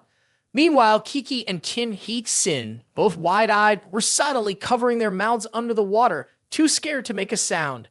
Qin and Xiaofu slipped a foot into the bathtub, teasing, the water's at just the right temperature. Let me see how it feels under the water. Hao Shuang scowled, thinking quickly. She realized that the only way to save the two of them would be to knock Qin Xiaofu out. But if she did that, things would only get more complicated. It seemed like there was only one option left. Use the thing she desired most to make him pass out and solve everything. Here's the translation. Qin Kexin and Kiki held their breath underwater, trying not to make a sound. Outside, Qin and Xiaofu had her back turned, her face filled with hesitation. Do we really have to go in there? I don't feel safe, she said, pushing her wet hair away from her face. A shadowy figure appeared through the mist. It was Hao Shuang. His expression was serious, without a hint of teasing. Don't worry, just stick to the plan, Hao Shuang replied. Just then, a strong wave of water suddenly surged, knocking Qin Xiaofu off balance. She struggled to stay afloat, but her breath grew weaker. The fast-moving current seemed like it wanted to pull everything under. This isn't good, Hao Shuang thought. She won't last long under this pressure. At the final moment before she lost consciousness, Qin and Xiaofu's eyes flicked toward the two figures hidden beneath the water, and then everything faded into darkness. Qin Kexin and Kiki quickly surfaced to catch their breath. Both of them stood up, letting out a sigh of relief. That was way too dangerous. We almost lost our lives. Hao Shuang turned around to look at the two of them. You two should head back to your rooms. Qin Kexin stared at him for a while, then said, You dared to cheat on Lin Qinyu. Aren't you worried Jianglang Manor will come after you? Hao Shuang chuckled and shrugged. Isn't it all to save you too? What else could I do? Sacrifice my body? Who would have thought she'd be so desperate, finding me so quickly? Kiki stared at Hao Shuang intently. Qin Kexin turned and stepped out of the bathtub, speaking calmly as if nothing had happened. You better not let her talk nonsense, or Jiang Lang Manor will definitely not let it slide. Kiki, let's go. She called out, but didn't hear Kiki respond, so she immediately turned back and asked, "Why aren't you leaving yet?" Kiki blushed and turned away. "Sis, I'm an adult now. I really like Hao Shuang. Can I at least try?" Qin Kixin gaped, her eyes wide in disbelief, silently cursing their unlucky fate multiple times. Qin Kixin gritted her teeth and growled, pulling her younger sister by the neck as she clumped to the doorframe. "You can date whoever you want, but if it's Hao Shuan, I won't let you get close." She was afraid her sister might try to steal him from her, but if she had the guts, they could compete fairly. Hao Shuang stepped forward, pushed the two sisters out, and slammed the door shut. "Go back to sleep," he said. Kiki slammed her hand down seriously. "I won't back down." Qin Kixin crossed her arms and looked at her younger sister. "Are you declaring war on me? Show me what your flirting skills are like." Kiki scoffed coldly. "Let's just wait and see." The bathroom door opened and Qian Xiaofu, in a small t-shirt, stepped out, holding his head. "Why did I pass out?" Hao Shuang wiped the sweat from his forehead, supporting himself with one hand. "It's probably because I was too rough. If it happens again, I'll be gentler." "You really went overboard, but luckily I managed to get them out of here." Qin Xiaofu waved his hand. "No need, no need. I think it's already swollen. You're impressive." Hao Shuang smiled, glancing over. "You're too kind." Qin Xiaofu leaned against Hao Shuang's chest and reminded him, "I can't stay long. I need to go back. Before I leave, there are a few things I need to tell you. Be careful at Dragon and Tiger Mountain." Hao Shuang looked puzzled. "Be careful? What should I watch out for?" Qin Xiaofu leaned back and explained, "I don't know why the Heavenly Master decided to take you as his disciple at this critical moment, but he's a smart guy. He wouldn't get involved in a losing deal." He gently touched Hao Shuang's cheek. "The other disciples weren't exactly useless, but maybe you were the one he picked to act as his shield." Hao Shuang looked over, thinking about blocking the shot. Qin Xiaofu gave him a light kiss on the cheek and told him to protect himself well. He also said to make sure to find his sister next time, and she'd definitely be pleased. With that, Qin Xiaofu took a long stride towards the door. Hao Shuang crossed his arms, watching him leave, thinking to himself, "This sister is surprisingly kind. I really need to be careful on this trip to Dragon and Tiger Mountain." On a crescent moon night in a house on Dragon and Tiger Mountain, the senior brother and disciples clearly saw Hao Shuang and Qin Xiaofu having an affair. The person looked at Bai Yu and asked, "Should we report this to the master right away?" Bai Yu held a cup of tea, his eyes gleaming with a sinister light. He wasn't in a rush. Such powerful herbs should only be exposed at the right moment, when they can bring the highest value. Just enjoy the moon for now. Morning at Jiang Lang Manor, Hao Shuang clasped his hands together and said, "If Kei Sin and the others are officially under Jiang Lang Manor, then let them stay. It's like giving them a place of protection." Lin Qinyu, sitting across from him, stared seriously and said, "Don't worry. As long as I'm here, no one will dare harm them." Qinyu's face darkened. She leaned in close to Hao Shuang and said, "My reputation and integrity are already ruined. If you have the courage not to marry me, you know what will happen." Hao Shuang broke out in a cold sweat, thinking to himself, had she really turned them into hostages? The two waved goodbye. Qin Xiaofu, standing at a distance, looked on and sent a message to Mount Qingcheng. "Hao Shuang is mine. No matter what happens, he must be protected." Lu Yin, looking concerned, asked, "Is your spirit concealment talisman still effective? Dragon and Tiger Mountain is full of experts. What if our identities are exposed?" The woman next to her replied, "Don't worry. The spirit concealment talisman was made by the Heavenly Master himself. No one can break it." Hao Shuang clenched his fists seriously. "If they've sent me, something big must have happened. Let's see what kind of storm is brewing at Marvelous Hand of the East." The massive mountain stood tall, reaching high into the sky. The four of them got into a car and stepped out, thanking the driver. In front of them were long, connected steps, seemingly leading up the mountain. A large stone door made of huge boulders formed the entrance. Hao Shuang looked at it and said, "This is the entrance to the Marvelous Hand of the East." The green-haired girl with glasses glanced over and said, "This is just behind the mountain. The front side is where normal visitors enter. All the secrets of the Marvelous Hand of the East are hidden behind the mountain." The four of them began climbing the steps. The pink-haired girl wearing a hat and cloak said, "It will take about 5 minutes to reach the Heavenly Master's temple from here. Although you're a disciple of the Heavenly Master and almost no one dares to offend you, there's still one person you need to be cautious of." Hao Shuang was curious, asking, "Who is that?" The green-haired girl continued, "The Grand Elder, Master Zhang of the Marvelous Hand of the East. Zhang Juyuan, Master Zhang, leads this sect and has the power to dismiss the Heavenly Master. He was also the Heavenly Master's senior brother. During the last Heavenly Doubt contest, the Heavenly Master lost to him by just 1 point and couldn't compete for the position. Hao Shuang's eyes widened, looking down and said, "So he basically hates the Heavenly Master's people and wishes they were all wiped out, right?" The green-haired girl looked at Hao Shuang and said, "Exactly." The four of them continued up, with Lu Yiden following behind, arms crossed, saying, "Seems like things aren't going to be that easy." As they moved forward, they looked up and saw a T-pillar ahead. Inside, Master Zhang, with long, silvery white hair, was sipping tea. Master Zhang glanced over and asked, "Young friend, what brings you here?" The two girls clasped their hands in respect and replied, "Elder, we were sent by the Heavenly Master to escort Hao Shuang up the mountain and fulfill a mission."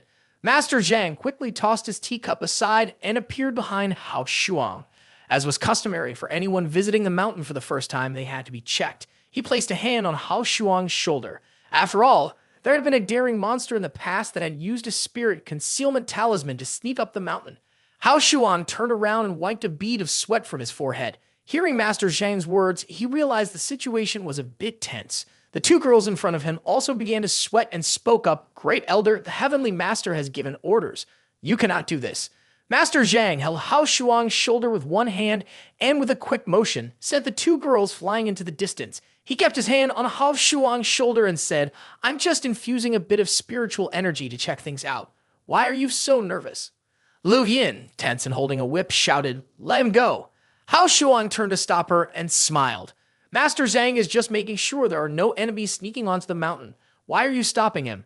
Lu Yin paused, unsure of how to respond. Hao Shuang wiped away more sweat but continued to tease, "If you have doubts, feel free to check. But when Master Zhang channels his spiritual energy, be careful. I have a lot of health problems, and if something goes wrong, you'll have to explain it to my master and the world. It's definitely not that Master Zhang intended to harm me. It's just that my body is weak." Master Zhang stood there silent with a blank expression. He turned his hand to face Hao Shuang, looking somewhat amused. Not only was calming decisive, but he also dared to threaten me. Hao Shuang smirked. "A younger generation like mine would never do such a thing. You've misunderstood." Master Zhang turned and started walking away, boring. "I'm going down the mountain for a walk. You all do as you wish." The two girls turned to ask quickly, "Did he find anything out?" Hao Shuang shrugged. "I'm not sure, but at least he didn't channel any spiritual energy." The girl with blue hair was serious. "He definitely won't leave this alone. We need to go up the mountain and meet with the Heavenly Master as soon as possible." Meanwhile, Master Zhang was leisurely walking down the mountain. A man appeared in front of him and respectfully asked, "Elder, did you find anything?" Master Zhang looked at him and ordered, "You go gather the mountain personally. Gather all the information on Hao Shuang immediately." Master Zhang grinned wickedly. "Heavenly Master has eyes. After all these years, I finally have the chance to reclaim my position." At the main hall of the Heavenly Master's temple, a few figures stood waiting. The Heavenly Master and Hao Shuang had arrived. Lu Yin looked up in surprise. "This is the Heavenly Master from Dragon and Tiger Mountain." The two girls in green and pink led the way. Hao Shuang looked at Lu Yin. "I know you can't accept this, but..." Inside the hall, four people were sitting and playing mahjong. Hao Shuang's master laughed heartily, clearly pleased with himself as he counted his winnings. Everyone at the table handed their money over to the Heavenly Master. "Although Heavenly Master, you're on fire today. I've already lost my entire salary for the month," someone remarked. Hao Shuang's master looked at Lu Ying with a smile and said, "I'm lucky to have you, Lu Ying. You're my lucky star." Lu Ying, now in her fierce form, swung a punch at Hao Shuang's master. She grabbed the betting chips in her hand and said, "I only agreed to play this round because you helped me make the Double Blossom pill, but don't push your luck." Her punch made a huge hole in the ceiling of the hall. Hao Shuang's master laughed awkwardly, wiping the sweat off his brow. Got it," he said. Soon, everyone at the table dispersed, each of them eager to go take care of their own business. Hao Shuang's master tried to hold them back. "Hey, where are you all going? Let's play one more round." But no one paid him much attention. Everyone quickly rushed off, eager to keep their money safe. "Move fast or you'll lose next month's salary too," someone warned. As Hao Shuang passed by Lu Ying, they locked eyes. Hao Shuang's master smiled brightly and slipped the money inside his coat. "Hao Shuang, why are you just standing there? Come on in." The four of them entered the hall, and the two girls in green and pink closed the door behind them. Hao Shuang rubbed his neck and asked, "Master, you called me in a hurry. What's going on?" Master Hao Shuang picked up the mahjong tile and said, "Is it wrong for me to want to see you because I miss you?" He lightly tossed the tile towards the ceiling. To his surprise, someone was eavesdropping on the roof, and the tile hit them right on the chin. Everyone was shocked. Two girls, one in blue and the other in pink, rushed over and shouted, "Who's there?" They jumped off to the roof but found nothing, just empty space. The pink-haired girl snorted, "The thief, sure is fast." Master Hao Shuang looked at the hole in the roof and sighed. "I won at Mahjong today, but it's not even enough to fix the roof. What a mess." Hao Shuang was confused and pointed at the hole. "This is the main headquarters of Dragon and Tiger Mountain. How did a thief manage to sneak in and listen?" Master Hao Shuang chuckled and explained, "Who says a thief always has to be an outsider? It's tough to guard against a thief, even in your own house." Hao Shuang scratched his head and thought, could it be Zhang Ju Yuan? Master Hao Shuang looked at him. "You've met him before." Hao Shuang nodded seriously. "Yes, when I first came up the mountain, he tried to check my identity, but he gave up after a while." Master Hao Shuang placed the mahjong tile back in the box and smiled. "Ah, so he must have figured out who you are, or else he wouldn't have given up." Hao Shuang rolled his eyes. "Huh? Then why didn't he just make a move?" Closing the box, Master Hao Shuang rubbed his chin thoughtfully. Maybe he's planning something more devious, but never mind him. Let's focus on the important matter. He paused before continuing. "I actually called you here to participate in a hero competition." Hao Shuang was stunned. "The hero competition?" Master Hao Shuang poured tea into a cup and said, "The list of the top 10 candidates for the Heavenly Challenge is expected to be released in 3 days. As usual, the sects will select disciples they think have the best chance of winning the final battle to participate in the hunt. This is a hero competition, both a chance to showcase talent and an opportunity for a debut." He smiled and handed the steaming cup of tea to Hao Shuang. "Dragon and Tiger Mountain can choose one person. I plan to send you. This way, even if Zhang Ju Yuan discovers your identity, he won't dare to act recklessly. Consider it your protective charm." Hao Shuang grimaced, resting her hand on the table. But will he agree to it? Master Hao Shuang smiled confidently.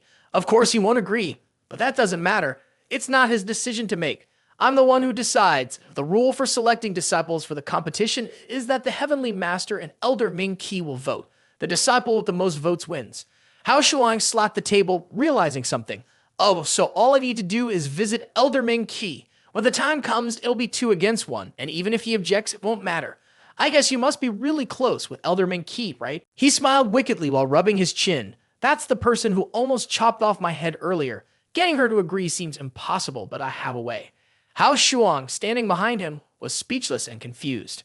He carefully approached Lu Ying's room, the plan his master had told him echoing in his head. "All you need is her seal on this voting slip. Tonight sneak into her place, steal her seal, and bring it back. We'll make this happen. Once the list is announced, she won't be able to withdraw no matter what."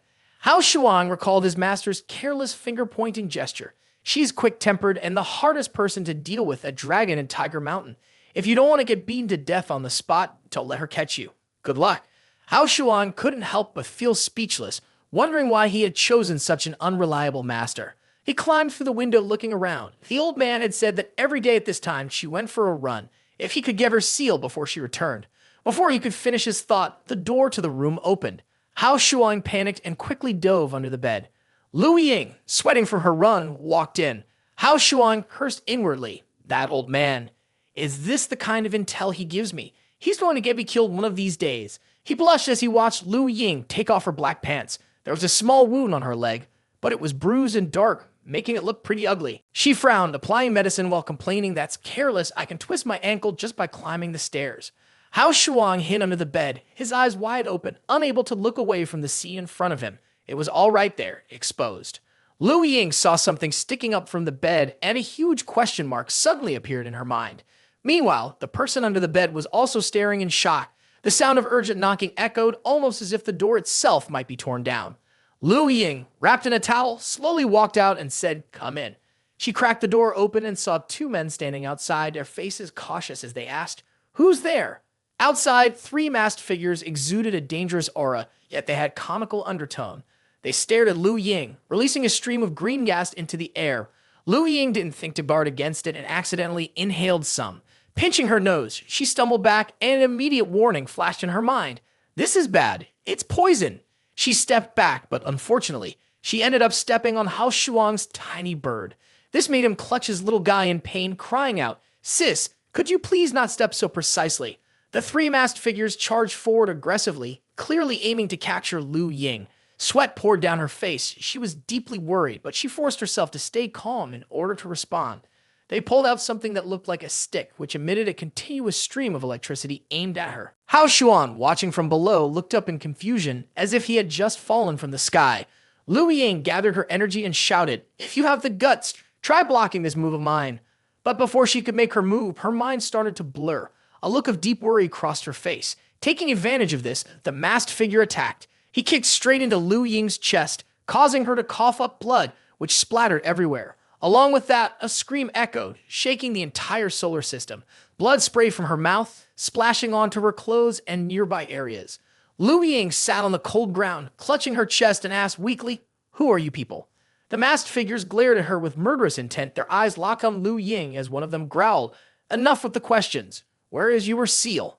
Hao Xuan, hiding below, was sweating, thinking to himself, "I can't believe their target is the seal." Lu Ying, clutching her chest, blinked in surprise. "The seal? You came in here just for my seal?" One of the masked figures focused his energy, speaking in sweet words that carried an invisible pressure, handed over quietly. "Otherwise, even though you're one of the top 3 at Dragon and Tiger Mountain, you wouldn't want to see your reputation and life ruined, would you?" Hao Xuan looked at the scene in front of him, anxiously glancing left and right, trying to figure out a way out. If they actually went through with it, everything would be wasted, but he couldn't just rush out and get spotted by Lu Ying. If she saw him, he'd be in serious trouble. His eyes landed on the pink frilly underwear that was stuck, hanging between the corner of the bed and the wall, unable to fall. The masked man approached Lu Ying and teased her. "Elder Lu, how old were you exactly? Your skin is so well taken care of, you look just like an 18-year-old girl." They laughed crudely, joking around with Lu Ying, trying to see if she was as young underneath as she appeared. They were too busy laughing to notice Hao Xuan, who was standing sharply behind them with his arms crossed. Hao Xuan made his move. In the blink of an eye, he knocked out 2 unprepared men. With one swift kick to each, he created a perfect 180-degree angle. The man nearest to Lu Ying turned around suddenly and asked, "Who's there?" Hao Xuan, holding what he had pulled out from between the bed and the wall, fashioned it into a pink mask and introduced himself. "I will change my name when I leave, and I will change my family name when I sit. A masked hero." Lu Ying blushed, embarrassed. She looked at the object covering his face and thought, "Isn't that the underwear I lost earlier?" The remaining masked man, furious, lunged forward. "Damn it! Stop talking nonsense. Are you looking for a fight?" Hao Xuan was quick. With one punch, he knocked the man's mask off, sending a few of his teeth flying. "Here's a punch for you." Hao Xuan played the role of a hero, rescuing the damsel in distress. With a swift punch, he sent the masked assailant flying, pinning him to the ceiling, creating a stunning scene. He then stepped forward to help Lu Ying, who was sitting on the ground, and asked, "Are you okay? Who were those people?" Lu Ying took his hand, accepting his concern, but responded in a cold tone, "I don't know them. They're not from Marvelous Hand of the East." She glanced at the unconscious attackers on the floor and made a guess. There's no backup from the inside, so it's impossible for outsiders to infiltrate without causing any noise. It looks like there's a traitor in Marvelous Hand of the East. She adjusted her clothes, then turned to question the man before her. "Then who are you? Why were you hiding under the bed?" Hao Xuan covered his face and turned away. Being recognized meant certain death. He clasped his hands together in a brief salute and answered dismissively, "I'm just passing through, nothing more. Goodbye." Suddenly, she called out, stopping him. "Wait a second." There was a strange noise coming from the window, followed by bright sparks of golden electricity. The unexpected turn of events made Hao Xuan spin around in defense. A surge of golden lighting energy rushed toward Lu Ying, striking her hard in the chest. She was sent crashing into the wall, coughing up blood. Another masked figure attacked, and Lu Ying, badly injured, recognized the familiar flash of lightning. "You're from Marvelous Hand of the East."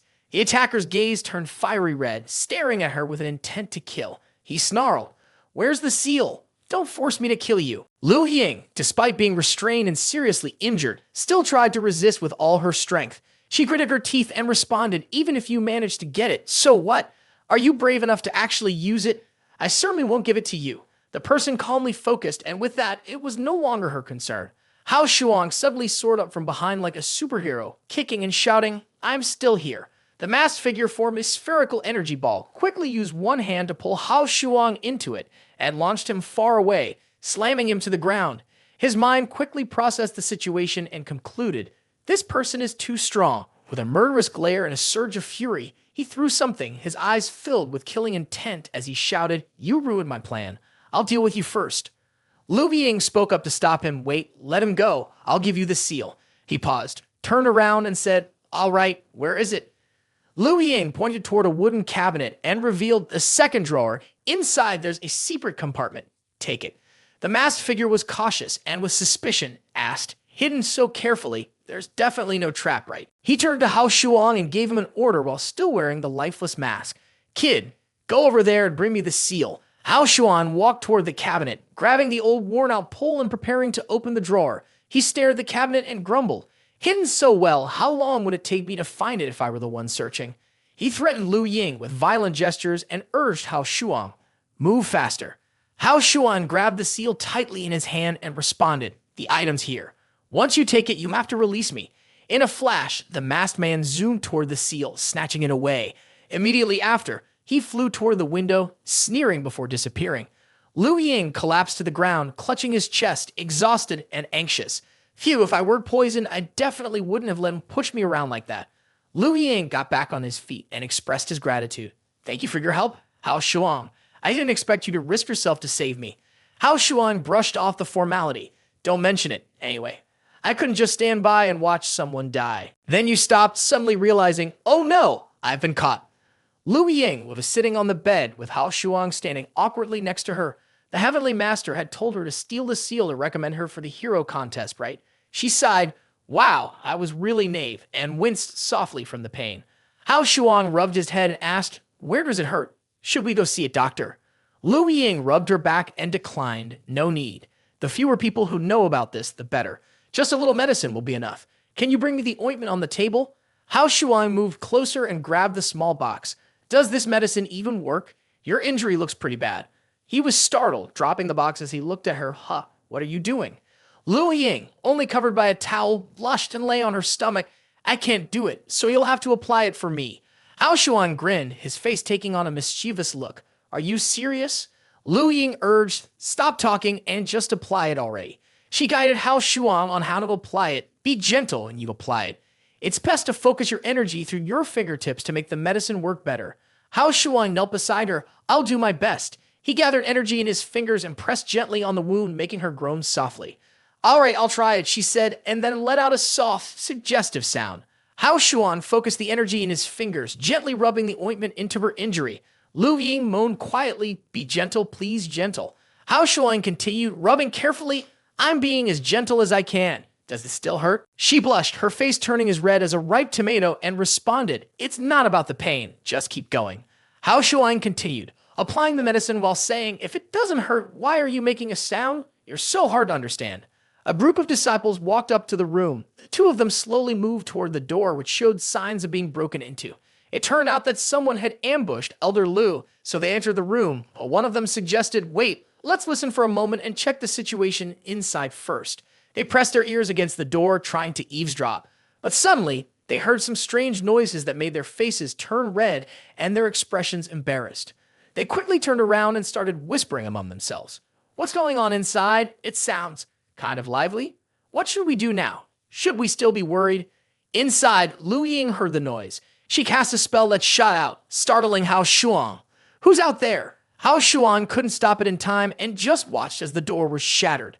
The group quickly covered their heads and shielded their eyes in an exaggerated, guilty way. Elder Liu, we didn't see anything. Please don't kill us. Liu Ying inside grew more flustered and embarrassed than ever. Hao Shuang was speechless and covered his face. This was impossible to explain now. The next morning, at the Heavenly Master's main hall, the Heavenly Master chuckled with delight, nudging Hao Shuang playfully. As expected from my favorite disciple, on your first day on the mountain, you already managed to subdue the female demon of Dragon and Tiger Mountain. Well done, well done.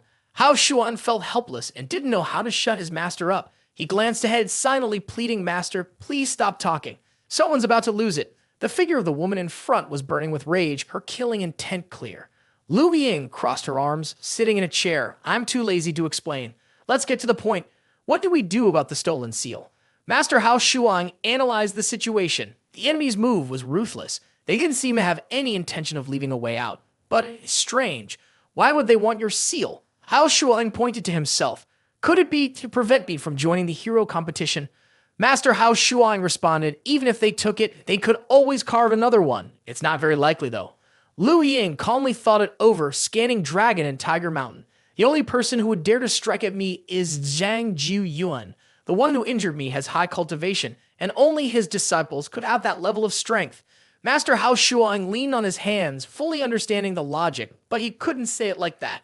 Without proof, even if they criticized him, Zhang Ju Yuan would just deny it, leaving them in a passive position. Hao Shuang's deep voice echoed as he pointed and laughed. If that's the case, let him make his own mistakes and expose himself. The Heavenly Master called for an urgent meeting, and I'm sure everyone knows that last night a thief ambushed and injured Elder Lu, stealing her seal as well. The elders were talking among themselves. This is outrageous. If we let this slide, what else is left to tolerate? They're completely disregarding the Dragon and Tiger Mountain. The Heavenly Master raised his hand to quiet them down. Everyone, please calm down. The thief will be caught sooner or later. He will strike again, and when he does, we must be ready to capture him on the spot. Meanwhile, at Zhang Ju Yuan's place, his third disciple, Hu Kongming, was kneeling with his eyes closed. In front of him, Zhang Ju Yuan sat in a chair, scolding him. I warned you before you left. Don't reveal your martial arts. And what did you do? Not only did you attack, but you didn't even check the seal before bringing it back. Hu Kongming took out the seal and a piece of paper, showing them skeptically. She hid it so well, how could it be fake? Let me test it and see. On the roof, the three of Hao Shuang were standing, and their master, impatient, asked, Didn't you say they would reveal a flaw? Why haven't you gone after them yet? Stop beating around the bush. Tell me, what exactly do you have? Hao Shuang leaned on his hand and chuckled softly. Actually, back then, I just took the opportunity to add something to the seal. Lu Ying asked again, What did you put on the seal? Hao Shuang crossed his arms and looked at Lu Ying as he explained it was something a senior Heavenly Master created when he was refining pills. It was left behind in the Linglong Tower, and I took it out and used it. If you hit it with force, stop for a moment, then look at the houses and it will explode. As soon as he finished speaking, a loud explosion went off from the direction of Zhang Ju Yuan. Hao Shuang glanced toward the explosion in the distance and sighed. Oh, sure enough, that guy Kongming must have touched the seal to check if it was real or fake. Hao Shuang's master smiled, while Lu Ying looked around and shouted, That direction is the main hall of Zhang Ju Yuan. Hao Shuang's master smiled again, this time with a hint of indifference, and urged, Let's go see what's going on. At the main hall of Zhang Ju Yuan, a large fire raged and the area was engulfed in smoke. People were shouting, trying to put it out with water. Hu Kongming, covered in dirt and with a filthy face, staggered out, coughing heavily. He fell to his knees, his eyes wide in disbelief, and shouted, No way, when did they tamper with the seal? Zhang Ju Yuan stood in front, completely spotless despite being directly involved in the situation. What a fool. He had fallen right into the trap. He glanced at the three figures rushing towards him, like dogs sniffing out the scent of something they couldn't resist. Zhang Ju Yuan reached out and touched Hu Kongming's shoulder, making him, sitting on the ground, still unable to believe what was happening. Then he spoke to him, Kongming, you're the disciple I value the most. Now that things have come to this, don't blame your master. With that, Zhang Ju Yuan used an enhancement spell and struck Hu Kongming hard on the head, causing him to suffer painfully. From behind, Hao Shuang rushed forward and shouted, This is bad. He's trying to silence him. Hu Kongming died with his eyes wide open, collapsing to the ground. Hao Shuang quickly ran over, yelling, Stop. Behind Zhang Ju Yuan, a massive fire was burning uncontrollably. Unexpectedly, the fire had erupted so suddenly that it caught the attention of the Heavenly Master, who was forced to intervene. Hao Shuang rushed to check Hu Kongming's breath. He was dead. It was truly cruel. Zhang Ju Yuan, closing his eyes, turned a blind eye, offering this excuse. Hu Kongming was unfortunate enough to get caught in a fire. As his master, I feel heartbroken as well. As for how the fire started, I will make sure to investigate and give Hu Kongming an explanation. Hao Shuang could only watch helplessly as the body of Hu Kongming was carried away. He gritted his teeth and clenched his fists. This old man was truly cruel. If he sensed anything suspicious, he'd immediately kill his own student to protect himself. Master Hao Shuang turned to Lu Ying and asked, So, are you calm now? Lu Ying turned his gaze away and snorted coldly, This old man, sooner or later, I'll settle all the old and new debts with him. Master Hao Shuang turned around and spoke to the two of them. Forget it. It's enough for now. At least he won't object to Hao Shuang participating in the hero contest. Let's head back to the room for drinks. Lu Ying glanced at Hao Shuang and asked, What are you thinking?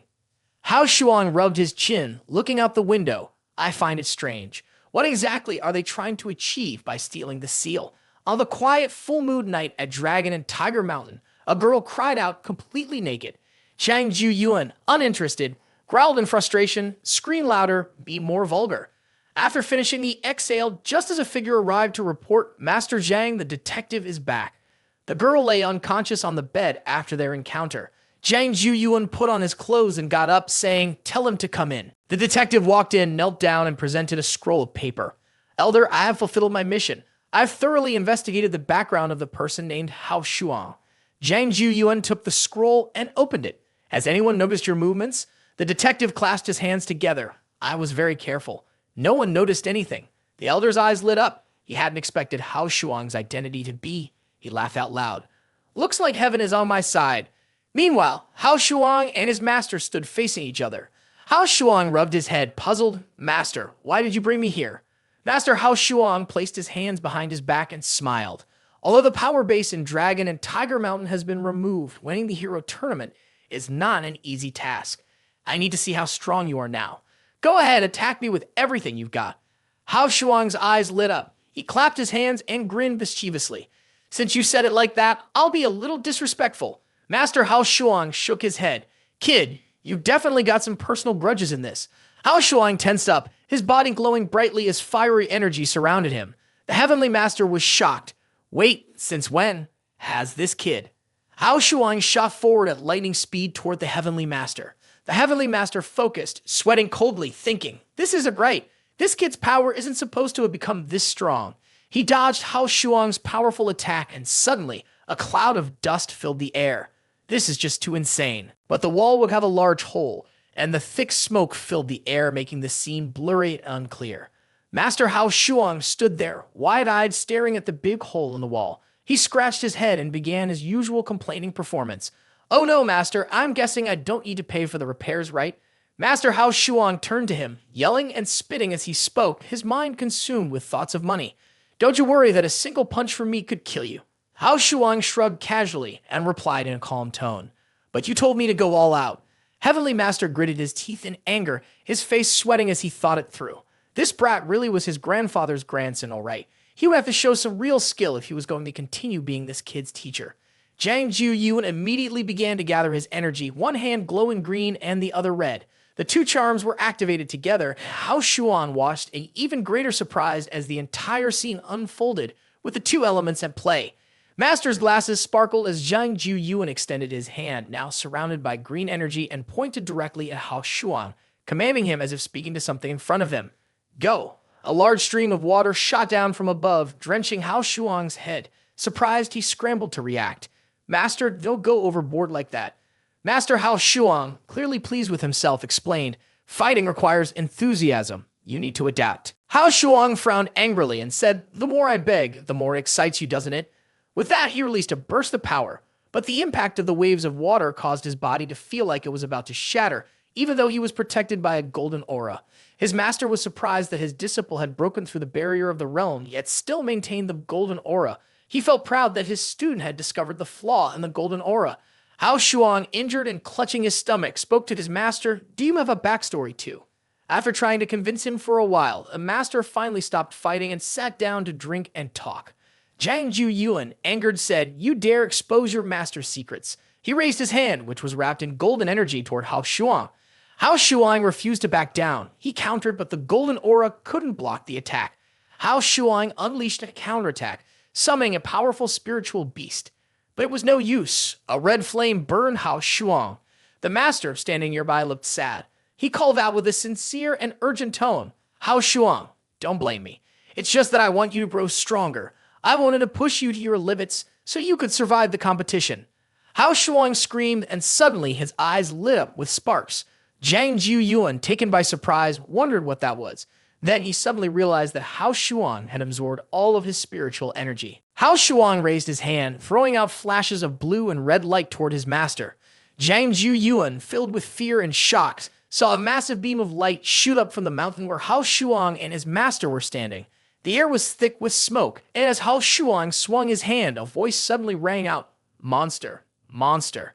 Hao Shuang returned to his normal state, still waving his hand. He paused and then asked, "What happened?" His master, face smeared with dirt and clothes torn, angrily scolded him. "Look at what you've done." He muttered to himself, "I must have spoken unconsciously just now. I don't know what's hiding inside Hao Shuang." A voice came from nearby. "Quick, go to the martial arts hall and check it out." His master, alarmed and anxious, said, "This is bad. The people from the sect are coming. Hao Shuang, hurry. We can't let them see this." He added, "Just pretend you don't know anything." His master pushed Hao Shuang along. Hao Shuang, still shocked, quickly replied, "Got it. I'll go, but I swear I don't remember anything. I feel like I've seen a ghost." At that moment, a figure appeared on the roof, dressed like Hao Shuang's master, his face clearly showing anger. He said, "So that's why he found you. You, a monster, can't live in this world." Inside a room, a man sat in meditation, exuding a fresh burst of energy. He focused all of his thoughts. There's no way my strength could have pushed my master to that point. But what happened? Why can't I remember anything at all? Suddenly, a stone flew through the door, grazing his face and leaving him stunned with wide eyes. Without wasting a moment, he rushed outside, but the person had already disappeared. All he could catch was a glimpse of him carrying someone and running away. He immediately gave chase, not stopping to think, sometimes breaking into rooms to rob, other times kidnapping. As Dragon and Tiger Mountain turned into a marketplace or something, he reached a stream. Then the person slowed down. He quickly caught up and shouted, "Give her back to me." In an instant, he jumped into the air, delivering a powerful kick to his opponent's side, sending him crashing into a large tree with a loud thud. He ran over, carefully lifting her into his arms, calling out in worry, "Lu Yin, Lu Yin." A white-haired man appeared behind him and spoke, "Don't worry, she's just asleep." Relief flooded over him, but then he realized something was wrong. Without hesitation, he pushed off the ground, spun around, and kicked the man. Cautiously, he raised his hand, preparing to strike. It was that old man again. Hao Shuang immediately used both his hands and all his strength to strike, but to his surprise, the man blocked it with just one hand. He was stunned and casually pulled out a red charm, saying, "Don't worry, I just want to talk to you." He sneered, "Sorry, but I have nothing to talk to you about." But the next thing the man said caught him off guard. "Don't you want to talk about your grandfather? You don't want to hear about that?" He furrowed his brow. "My grandfather? How do you know him?" The man explained, "I know who you are, so you don't need to hide it anymore." His voice grew serious. "You're a demon, aren't you?" Hao Shuang had nothing to argue and silently accepted the truth. The man continued, "I know Ru Feng is also your master, and I have an idea about his intentions, but there's something I must tell you." He paused before speaking again. In the past, Ru Feng participated in the Heavenly Cleansing Tao. His grandfather, Hao Lei, was the leader of the 36th Heavenly Cultivations announced by the He-Tu. Hearing this, Hao Shuang's eyes widened in shock. The man spoke calmly. Ru Feng was able to defeat the Heavenly Cleansing Tao because he killed many of the most powerful celestial beings. The Heavenly Master's records make it clear, when the Heavenly King died by his hand, that's when the real problem started. He smirked and said, "If he really killed the Heavenly Star, then where did you come from? Did Ru Feng fool you into believing all of this?" He seemed to realize something, narrowed his eyes, and exuded a dangerous aura. "What do you want?" To his surprise, the man simply raised his hand and smiled. "Don't get worked up. Although you're a demon, I'm not interested in killing you. In fact, I need you alive and well. Only then can we expose Ru Feng's deceitful actions." The young man closed his eyes and sighed deeply, a look of sadness on his face, which confused the man. What was he sighing about? But he didn't say anything and ignored him. Turning, the young man coldly picked up Lu Yin and said, "Elder, what's wrong with you? You've only had one drink, and now you're talking nonsense. My grandfather's name is Hao Da Biao, not Hao Lai. It's certainly not some heavenly star you're talking about." The man was stunned. Hao Da Biao. The young man didn't care, turning around with a cold tone. "I need to go back and focus on my training. I have to prepare for the hero competition and bring glory to Dragon and Tiger Mountain. Don't go spreading rumors that I'm a demon. If that gets out, Dragon and Tiger Mountain won't have a place in the martial world anymore." He gritted his teeth in frustration, and the group hiding behind him looked stunned. Did he discover that we're recording? Impossible. We use the public rules to hide it. Even if Heavenly Master himself showed up, he wouldn't have been able to detect it. He was a bit annoyed. Without any evidence, their only option was to find a way to take it from him. Gather the team, prepare for the hero competition. Even if we have to use images, we need him to admit he's Hao Lei's grandchild. The two immediately obeyed and responded in unison, yes. One of them frowned and said, "But he's protected by a golden aura that Heavenly Master personally gave him. It might be hard for us to capture him." The man's face twisted with malice. "Don't worry, I've left him a big gift. Tonight, he won't be able to protect that golden aura." After returning to the house, he held Lu Yin in his arms, thinking carefully about how to arrange everything for her first. He needed to quickly find his master to report the situation. He was fishing for information, which showed that they still didn't have any solid proof. Suddenly, her hand shot up in front of him, catching him completely off guard. "Yeah, Her face flushed bright red, and she stammered, I need you. He broke into a cold sweat. What they? Are you serious? We're in the middle of a crisis, and you're acting like this now. Before he could react, she shoved him hard against the wall, jolting his entire body. Was this some kind of feverish reaction? Was the poison affecting her mind? Her voice trembled with desperation as she shouted from where you are, help me now.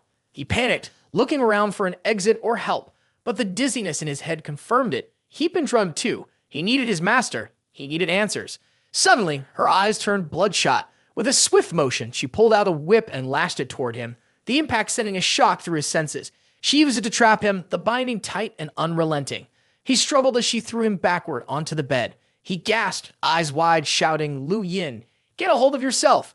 Her expression remained dazed, her face burning with heat. Her hand trembled as she reached for him again, her thoughts clearly no longer under control. Wait, do you even realize what you're doing?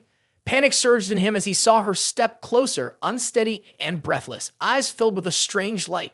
Her voice cracked as she whispered, please do something. I can't take it anymore. He was panting in fear, thinking, I'm about to be crushed to death. Meanwhile, she let out soft, delicate moans. Elder Lu, standing at the edge of the forest, was still deep in thought, feeling uneasy. He quietly decided he should ask that young guy for help in applying the medicine. But deep inside her, an odd feeling suddenly stirred. After practicing the Tao for 30 years, why couldn't she control her inner demons? Another part of her mind wondered if there was any sect rule that forbade disciples from giving massages. What about breaking the rules of propriety? Didn't the Heavenly Master often come down from the mountain to help poor female students? While still lost in thought, she suddenly heard strange moans. She leaned her head out of the window, listening curiously. What is that? It sounds like someone's in great pain. She peered inside and saw him wrapped tightly in a blanket, lying at Lu Yin's feet, which made her blush deeply. She quickly sat down. What are they doing? Suddenly, an idea flashed through her mind. Could this be the legendary dual cultivation? He gasped for breath, drenched in sweat. I'm going to die. At that moment, Lu Yin regained her senses and turned to look at him. What's going on? He was overjoyed. You've regained your clarity? Quickly, let me go. He frowned, questioning. Have you been poisoned? Why are you suddenly acting so strangely toward me? She looked bewildered. Me? Her eyes clouded, clearly confused about what was happening. He looked more closely and noticed red marks spreading along her neck. She murmured weakly, I don't remember anything. The red marks grew more visible, like some kind of rash or reaction spreading across her body. She glanced down and noticed her sweat-drenched skin, her voice trembling with worry. What's happening to me? Suddenly, her face flushed bright red, her voice faltering in panic. I feel really uncomfortable. At that moment, a voice rang out from the window. That is the cinnamon soul technique from the 8 great gifts fighting techniques of the martial world. Once afflicted by this passion-based poison, the mind becomes disoriented, and the only way to neutralize it is by harmonizing inner energy through dual cultivation. He turned around, stunned. Elder Lu, why are you here? Lu averted her gaze slightly, responding quickly. Don't worry about me. Quickly help stabilize her energy flow. I'll stand guard outside. He nodded and caught Lu Yin, who was trembling. All right, thank you. Lu Yin clutched the sleeve of his robe, her voice almost pleading. Please, help me. He reassured her, placing his hand gently on one of her pressure points. Stay calm. I'll help you regulate your energy and keep your mind steady. Inside the room, the sounds of pleasure echoed, causing Elder Lu outside to flinch. She found herself wondering if those sounds were truly expressions of comfort. In that moment, she suddenly had to reconsider her own actions, quietly questioning whether she was doing the right thing. As time passed, second by second, the sounds from inside the room still carried out, making Elder Lu's heart race uncontrollably. She scolded herself, trying not to let these things affect her. But for some reason, her mind refused to focus, and the more she resisted, the more intense the sensation became.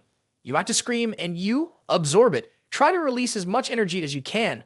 What's with this strange attraction? Suddenly, a brilliant light exploded everywhere as his golden aura began to crack and break apart. His eyes turned bloodshot. Something was wrong. His golden aura's split form was about to be destroyed.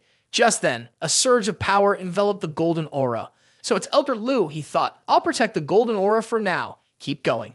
He wiped the sweat off his brow, relieved. Thank you, Elder Lu. Meanwhile, Lu Yin continued to moan uncontrollably. The Elder Lu, standing beside her, found it hard to control himself, his face flushing red. The sensation at such a close distance was even more intense. A small trickle of water had seeped between the folds of her dress. It was strange. Why couldn't she steady her legs? She furrowed her brow. After a moment, Lu Yin woke up, lying on the bed. What happened? Why am I here? She asked, confused. Elder Lu gently said, You're awake. Do you feel any pain or discomfort? He quickly nodded and explained, You were poisoned by Zhang Ju Yuan, which caused you to lose your senses and put your life in danger. Elder Lu added, I can assure you, he did all of this just to save you. Please don't blame him. Luvian blushed, embarrassed. Could it be that I... Immediately, she started crying. He panicked, saying, I didn't mean to take advantage of you. I'll make it up to you, okay? Through her tears, Luvian asked, How are you going to make it up to me? That was my first time. I was half conscious and you took it from me. He became anxious. Then tell me, what can I do? If it's something I can do, I'll agree to it. Suddenly, she stopped crying, her eyes sparkling like stars. You said it, not me. He realized in that moment that he had been tricked. How do you want me to make it up to you? She raised a finger and smiled softly, saying, I don't remember anything, so you'll have to make it up to me one more time and leave you speechless. Elder Lu, feeling embarrassed, had no choice but to turn around and leave, leaving them both behind. Luvian moved closer, saying, Hurry up, do you know how long I've been waiting for this? He, on the other hand, was terrified and kept backing away. This can't be rushed. You might have to give me some time to cool down. She sighed to herself, thinking, I guess I'll just go back and apply some medicine and maybe change my underwear too. The next day, Zhang Juyuan and his disciples stood around Hao Shuang, the disciple assigned to lead the mission to win the hero challenge to eliminate evil and protect the people. Did he really believe in himself? His eyes were hollow, and he muttered weakly. The people around him whispered among themselves, What had that kid been up to last night? Elder Lu approached him and asked, Why do you look like this? Haven't you already embarrassed your master enough? He cried out, unsure of how to explain, Help me. Nothing happened with the woman. It's not like men behave the same way. Does she even know how I've been living these past few days? No, even the fire and the production team can't control things like this. She stepped forward and whispered, I heard that girl always gives Zhang Juyun a brocade flag with the words, the living bodhisattva on Dragon and Tiger Mountain, bringing joy to both men and women, truly helpful. Zhang Juyuan was so angry that his face twisted, and he fell ill right on the spot. His eyes looked like panda eyes, and he sighed, I believe she is sincere. Bai Shixiang, who was standing beside him, spoke up and glanced at him. Hao Shuang, it's time to leave. I'll take you to the hero competition venue. He immediately acknowledged the command, Yes, master. He turned and bowed. I promise I won't disappoint everyone and will bring back glory. Then, without warning, the evil's claws grabbed him, lifting him up, and he was stunned. He cried out in alarm. Elder Lu and the master, standing below, sighed. You asked Bai Yu to take him. Do you want someone there to help in case of danger? Of course. Bai Yu is the one who makes me feel the most at ease. In the sky above, the eagle was still carrying him. Bai Shixian, this beast mount is amazing. Can you find me one like it when you return? Bai Yu chuckled softly. All right, I'll pick one for you myself when you return from the hero competition. He smiled in response, then, thank you in advance, see your brother. But to his surprise, the man's expression turned sly as he said, Well, that depends on whether you survive until the competition ends. In the southwest of the 10,000 Great Mountains, two of them had stopped at a steep cliff. Bai Yu stepped forward, then suddenly exclaimed, Over here, there's a registration spot for the hero competition nearby. A chubby man was sitting there, munching on sunflower seeds while waiting. He stood up respectfully and said, Excuse me, I'm here to register for the Dragon and Tiger Mountain competition. The man grinned widely, showing off his bright, shiny teeth, and pressed a button on a nearby box. Go ahead and join the competition quickly, he said. The other man was taken aback and commented, Wait, it's starting already. Isn't the official competition tomorrow? Shouldn't we wait for people from the other sex to arrive before starting? The man responded with an air of arrogance, not bothering to listen to him. Only lazy people arrive a day early. After a brief pause, he raised his tone and added, Some people have already arrived up to 10 days in advance. After hearing this, he was left speechless, as if the world had just dropped something shocking on him. He had no idea what was going on. The man continued, You're the last ones. Bai Yu, standing to the side, was also confused, but decided to hurry into the arena. He figured he wouldn't be left waiting too long. Hao Shuang, even more stunned, replied, This doesn't make any sense. How is this not a coordinated start to the competition? The man stroked his beard and said, If you want to blame someone, blame Marvelous Hand of the East for not taking this competition seriously. The resource bag only has one left, and inside it is a weapon. Without hesitation, the boy grabbed the bag and rushed off. I'm leaving now. I'll come back and file a complaint with you later.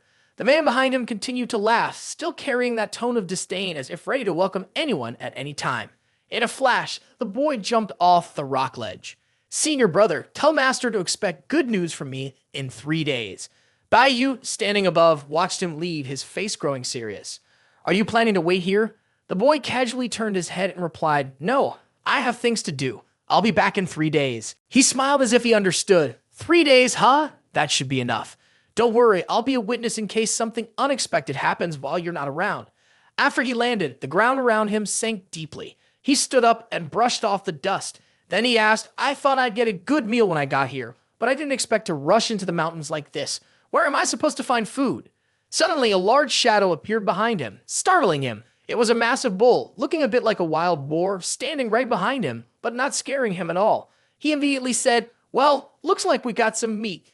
He politely thanked Mother Nature for her gift. Then he started checking his surroundings to see what resources he had.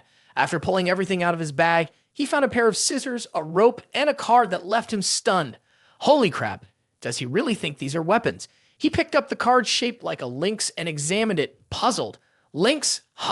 This little guy looks special. Suddenly, a shadow appeared from behind. He could hear someone's footsteps. He noticed her immediately and quickly turned around, throwing a punch straight at her.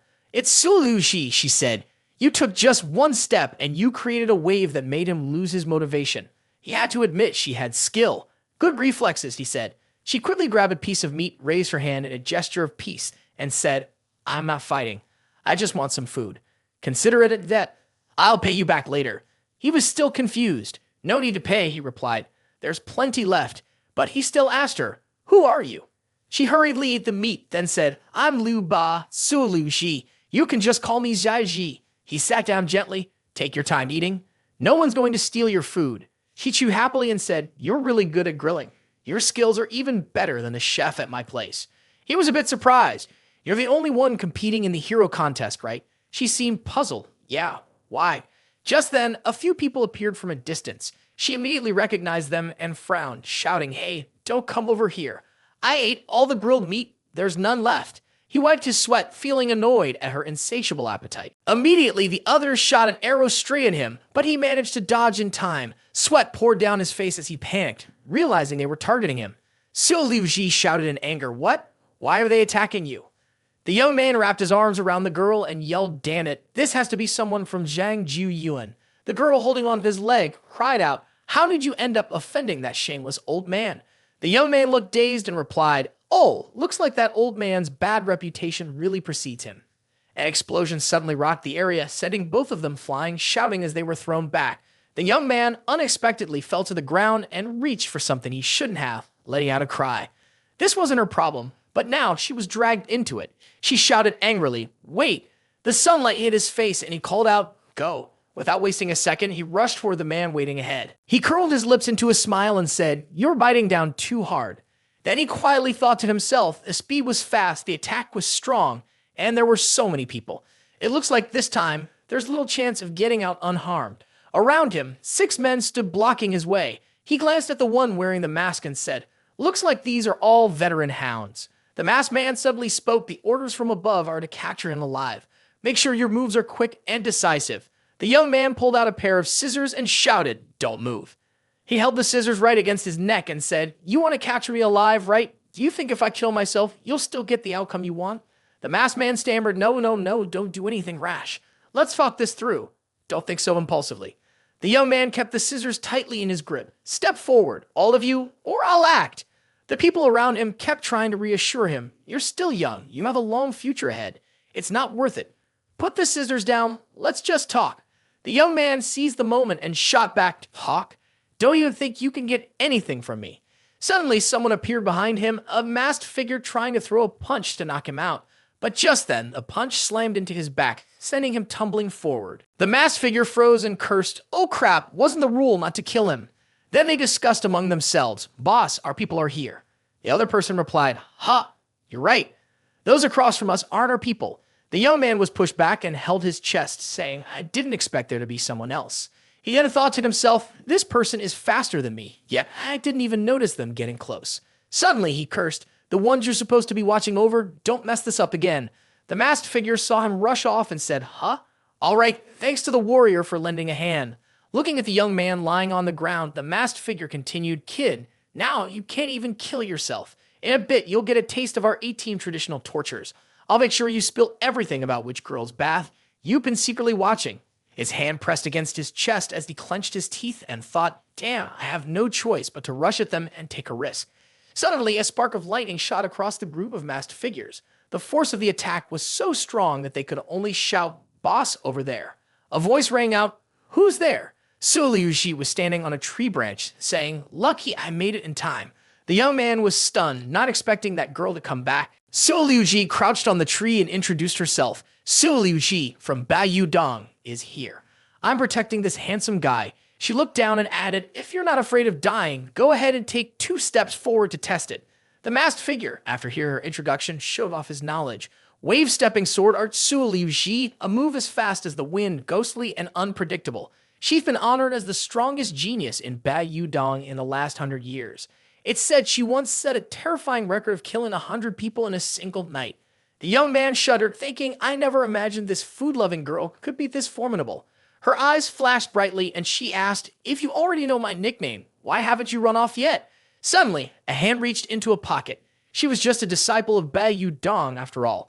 A command token appeared, and the person continued, "Do you dare defy heavenly phenomenon enlightenment?" This token bears the seal of the Baiyu Dong sect leader. Once you enter heavenly phenomenon enlightenment, all disciples must obey the commands of the person holding this token, following their direction in battle.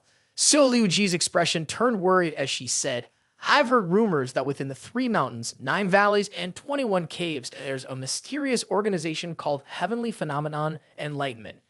I can't believe the sect leader has joined them." The masked man continued looking closely. "This seal above is the signature of Hong Saik-san, the master of Baiyu Dong, right?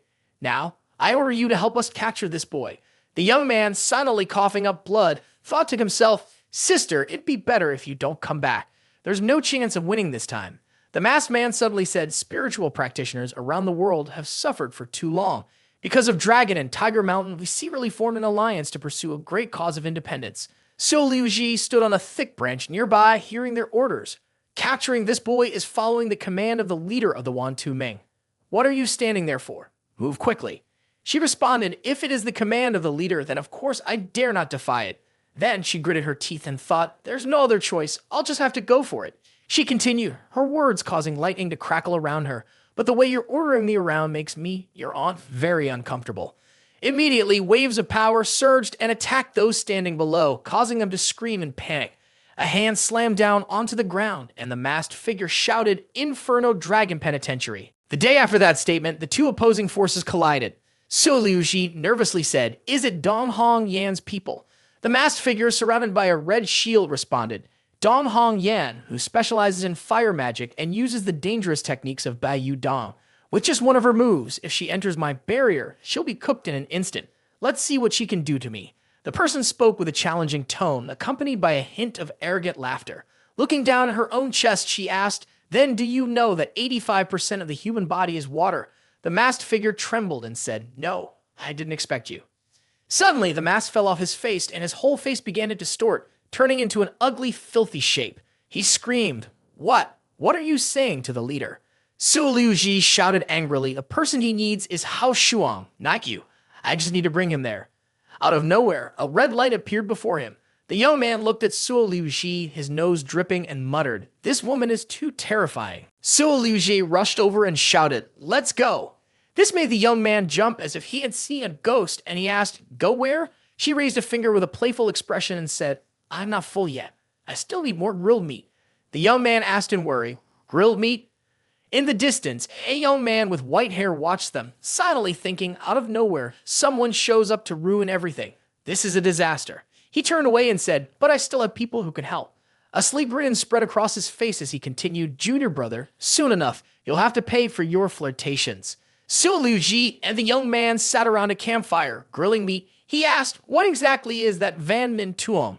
The girl, holding a piece of meat bigger than her mouth, replied, "I'm not sure, but it seems like a group that broke away from Dragon and Tiger Mountain. I heard many sects have joined it." The young man rubbed his chin and said, "A breakaway from Dragon and Tiger Mountain? Does that mean the people trying to catch me aren't sent by Zhang Ju Yuan? He wouldn't take matters into his own hands, would he?" The knot of rope tied around his body was suddenly tightened. The young man, bound tightly, anxiously asked, "What is this?" Su Liuji gripped the rope tightly in her hand and shouted, "Your cooking skills are decent. Starting from now, you're my slave. You're in charge of cooking for me. If you disobey, I'll throw you into the ravine for the wolves to eat." The young man cried out in helplessness. "I said I was repaying a favor. Is this how you repay someone?" She replied, "I saved your life, and now I've eaten your flesh. You owe me now, so becoming my slave is completely fair." Then she dragged him across the ground and said, "Come on, let's get to work." He was being dragged 3 parts helpless and 7 parts furious, shouting, "Let me go, I can walk on my own." Su Liuxie turned him into a little guard dog, tying him to a tree and saying, "All right." Immediately, she dusted off her hands and said, "If anything happens, just shout for me. I'll come." Once she left, he yelled out in frustration, "Do you think I'm some fool? Come back here." The grasses swayed in the night breeze. Along, Su Liuxie brushed through the grass and said, "Oh, I knew there was a pond nearby."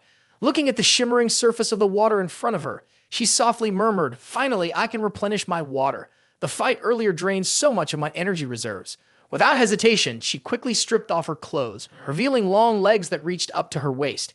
Slowly, Su Liuxie sank into the cool water and savored the refreshing sensation. Splashing the water up, "This feels so good." Suddenly, her eyes glowed with a hint of red and a frightening expression crossed her face. Staring into the distant void, Su Liuxie thought, "That's strange. I feel like something is getting closer." Though a creature was approaching the water, why did she still feel something was wrong? Su Liuxie blushed in embarrassment, but then her eyes widened in shock. She was completely stunned as a strange creature took control of her body, trapping her so she couldn't move. Under the deep water, Su Liuxie held her breath and tried to stay calm, quickly thinking of a way to fight back. She swiftly activated her 3 rings of power. Her foot was immediately caught by another force. The power wrapped around her entire body, her eyes widening with shock, her mouth hanging open. Su Liuxie began to lose control of her breathing, slipping into unconsciousness. She collapsed and instantly lost consciousness underwater. Meanwhile, Hao Shuang was using all his strength, biting through the rope with his teeth. After finally cutting it, he gasped for air, clicking his tongue. "My teeth are really sharp." Hao Shuang stood up and made a decision. "I can't deal with this woman. I should just run as far away as possible." As he started to walk away, his gaze was drawn to the dark, ominous sky with a heavy, murderous aura hanging in the air. His eyes scanned the surroundings, silently thinking, "The dark energy here is way too strong." Hao Shuang slowly waded through the bushes to escape. When he saw Su Liuxie's clothes on the ground, confusion and uncertainty filled his mind. The clothes are still here, but where is she? Did she get taken while completely naked? The young man quickly made up his mind and jumped into the water. His eyes sharpened when he saw the jellyfish holding Su Liuxie in place in front of him. He reached out and thought to himself, "To be ambushed underwater. I really let my guard down." The jellyfish also opened its eyes wide on high alert. They immediately attacked Hao Shuang, but he skillfully dodged the blows. "With that kind of speed, you think you can beat us?" He raised his hand ready to free her. But suddenly he was engulfed by a powerful, overwhelming force. Hao Shuang struggled to open his eyes and assess the situation. With each passing moment, his eyes widened even more. He stepped forward. Hao Shuang observed carefully, cautiously carrying with him a strong and mighty force. He charged forward like a moth to the flame. A loud explosion went off, and the jellyfish was immediately struck, frozen in place. Hao Shuang lifted Su Liuxie and thought, "I wasn't sure I could win against you, but I didn't expect you'd charge up my energy for me." He walked confidently, almost arrogantly, saying, "And by the way, your chances of winning on land are pretty slim." Suddenly, there was a powerful, unexpected attack that hit the jellyfish. Hao Shuang stared in confusion and shouted, "Who just helped us?" Xu Yun sat on a tree, holding a sword, and calmly spoke. "You must be Hao Shuang, right?" He placed Su Liuxie down and responded, "Yes, that's me. I don't know who you are, though." Xu Yun's gaze was sharp as a blade as she answered, "Qingqing Mountain. Xu Yun." Hao Shuang smiled warmly and clasped his hands. "So you are from Qingqing Mountain. I'm an old friend of Qin Shaofu, your mistress. I hope we can get along better from now on." Xu Yun bit her lip tightly, seething with anger. "Old friend? You mean former lover, right?" Hao Shuang looked confused. "Why would you say that?" Inside, he was panicking, his emotions a whirlwind. Suddenly, the killing intent grew stronger. With both hands holding 2 swords, Xu Yun shouted fiercely, "Do you have any idea how much effort I'd put in to force Qin Shao to marry that useless piece of trash? I was planning to inherit the sect leader position, then bring her back. But instead, she's already been tainted by a filthy animal like you." The young man stood frozen, speechless. "Can you please not make things so dramatic when it comes to matters of the heart?" Xu Yun screamed in furious anger. "Die already!" His eyes burned with rage, filled with overwhelming authority. He swung his sword with fierce determination, using it as a tool for self-destruction. One swift strike sent Hao Shuang flying, writhing in pain. Hao Shuang frowned in discomfort. You're really going to kill me, aren't you? Xu Yun, full of fiery determination, boldly declared, That's right, go die. This time he used a powerful move, increasing the sword's strength even more. Hao Shuang clenched his fists, boiling with rage. Well then, I won't hold back either. He created a massive, deadly sphere of energy to break through. Xu Yun was knocked back, but still, he growled with intense anger. You're strong, but you're no match for me. If you dare do something so vile to my sister, I'll use everything I have to kill you. Hao Shuang, frustrated, demanded to know. Wait, what exactly did I do to her that's so terrible? Explain it. He ground his teeth in pure fury, his anger reaching its peak. You still won't admit it. Xu Yun gave a cold, mocking smile. You drugged her, then took her away, forcing her. You're a monster, unworthy of even being mentioned. The young man's face was blank and embarrassed, clearly confused and unsure what had gone wrong. Brother who told you this story? She took me away. I swear she's the one who dragged me along. Xu Yun pulled out a letter, holding it up like solid proof. This is a confidential letter sent by a fellow martial artist, and you still dare to lie. Hao Shuan gave a dry laugh, guessing what was going on. I'm betting it's anonymous, right? You don't even know who wrote it. He shouted, pointing fiercely at the letter, completely certain. That doesn't matter. What's written here is the truth. How can someone from our circle deceive one of their own? Hao Shuang was so frustrated he smacked his own forehead. Must have trained so hard it fried your brain, you don't even get how dark people's hearts can be. His temper flared again, eyes burning red with rage. Enough of your excuses. Let's settle this once and for all. Hao Shuang clenched his jaw and clicked his tongue. What an idiot. Just as the tension between them was about to explode, a voice rang out from the distance, breaking the standoff. Stop! A parrot, perched on a tree branch, squawked loudly. Xu Yun, what did the sect leader tell you before you came here? Did he send you to the hero tournament just so you could vent your hero tournament, just so you could blow off steam? Xu Yun clasped his hands and apologized. Uncle Ju, I humbly beg your forgiveness. Hao Shuang looked confused. Uncle Ju, what do you mean by that? He scratched his head in complete confusion like a parrot. Xu Yun glanced at him and tried to explain, Uncle Ju is a divine bird that has been cared for by the ancestors of Mount Qingqing for 3 generations. He's 280 years old now. In terms of seniority, even the sect leader couldn't compare to him. But Uncle Ju was a virtuous being who voluntarily took the lowest rank among the elders, which is why he's called Uncle Ju. The parrot angrily squawked, You two, stop causing trouble. Hao Shuang, you swear you haven't done anything wrong to Xiao Fu, right? Hao Shuang confidently raised 3 fingers and said, Why wouldn't I dare? If I, Hao Shuang, were to force something upon Xiao Fu and something bad were to happen, I'd accept the punishment of being struck by a thunderbolt from the heavens. The parrot ordered, Did you hear that? Any grudges should be put aside for now. The most important thing is to focus on finding the celestial star horse. Xu Yun reluctantly agreed, Yes.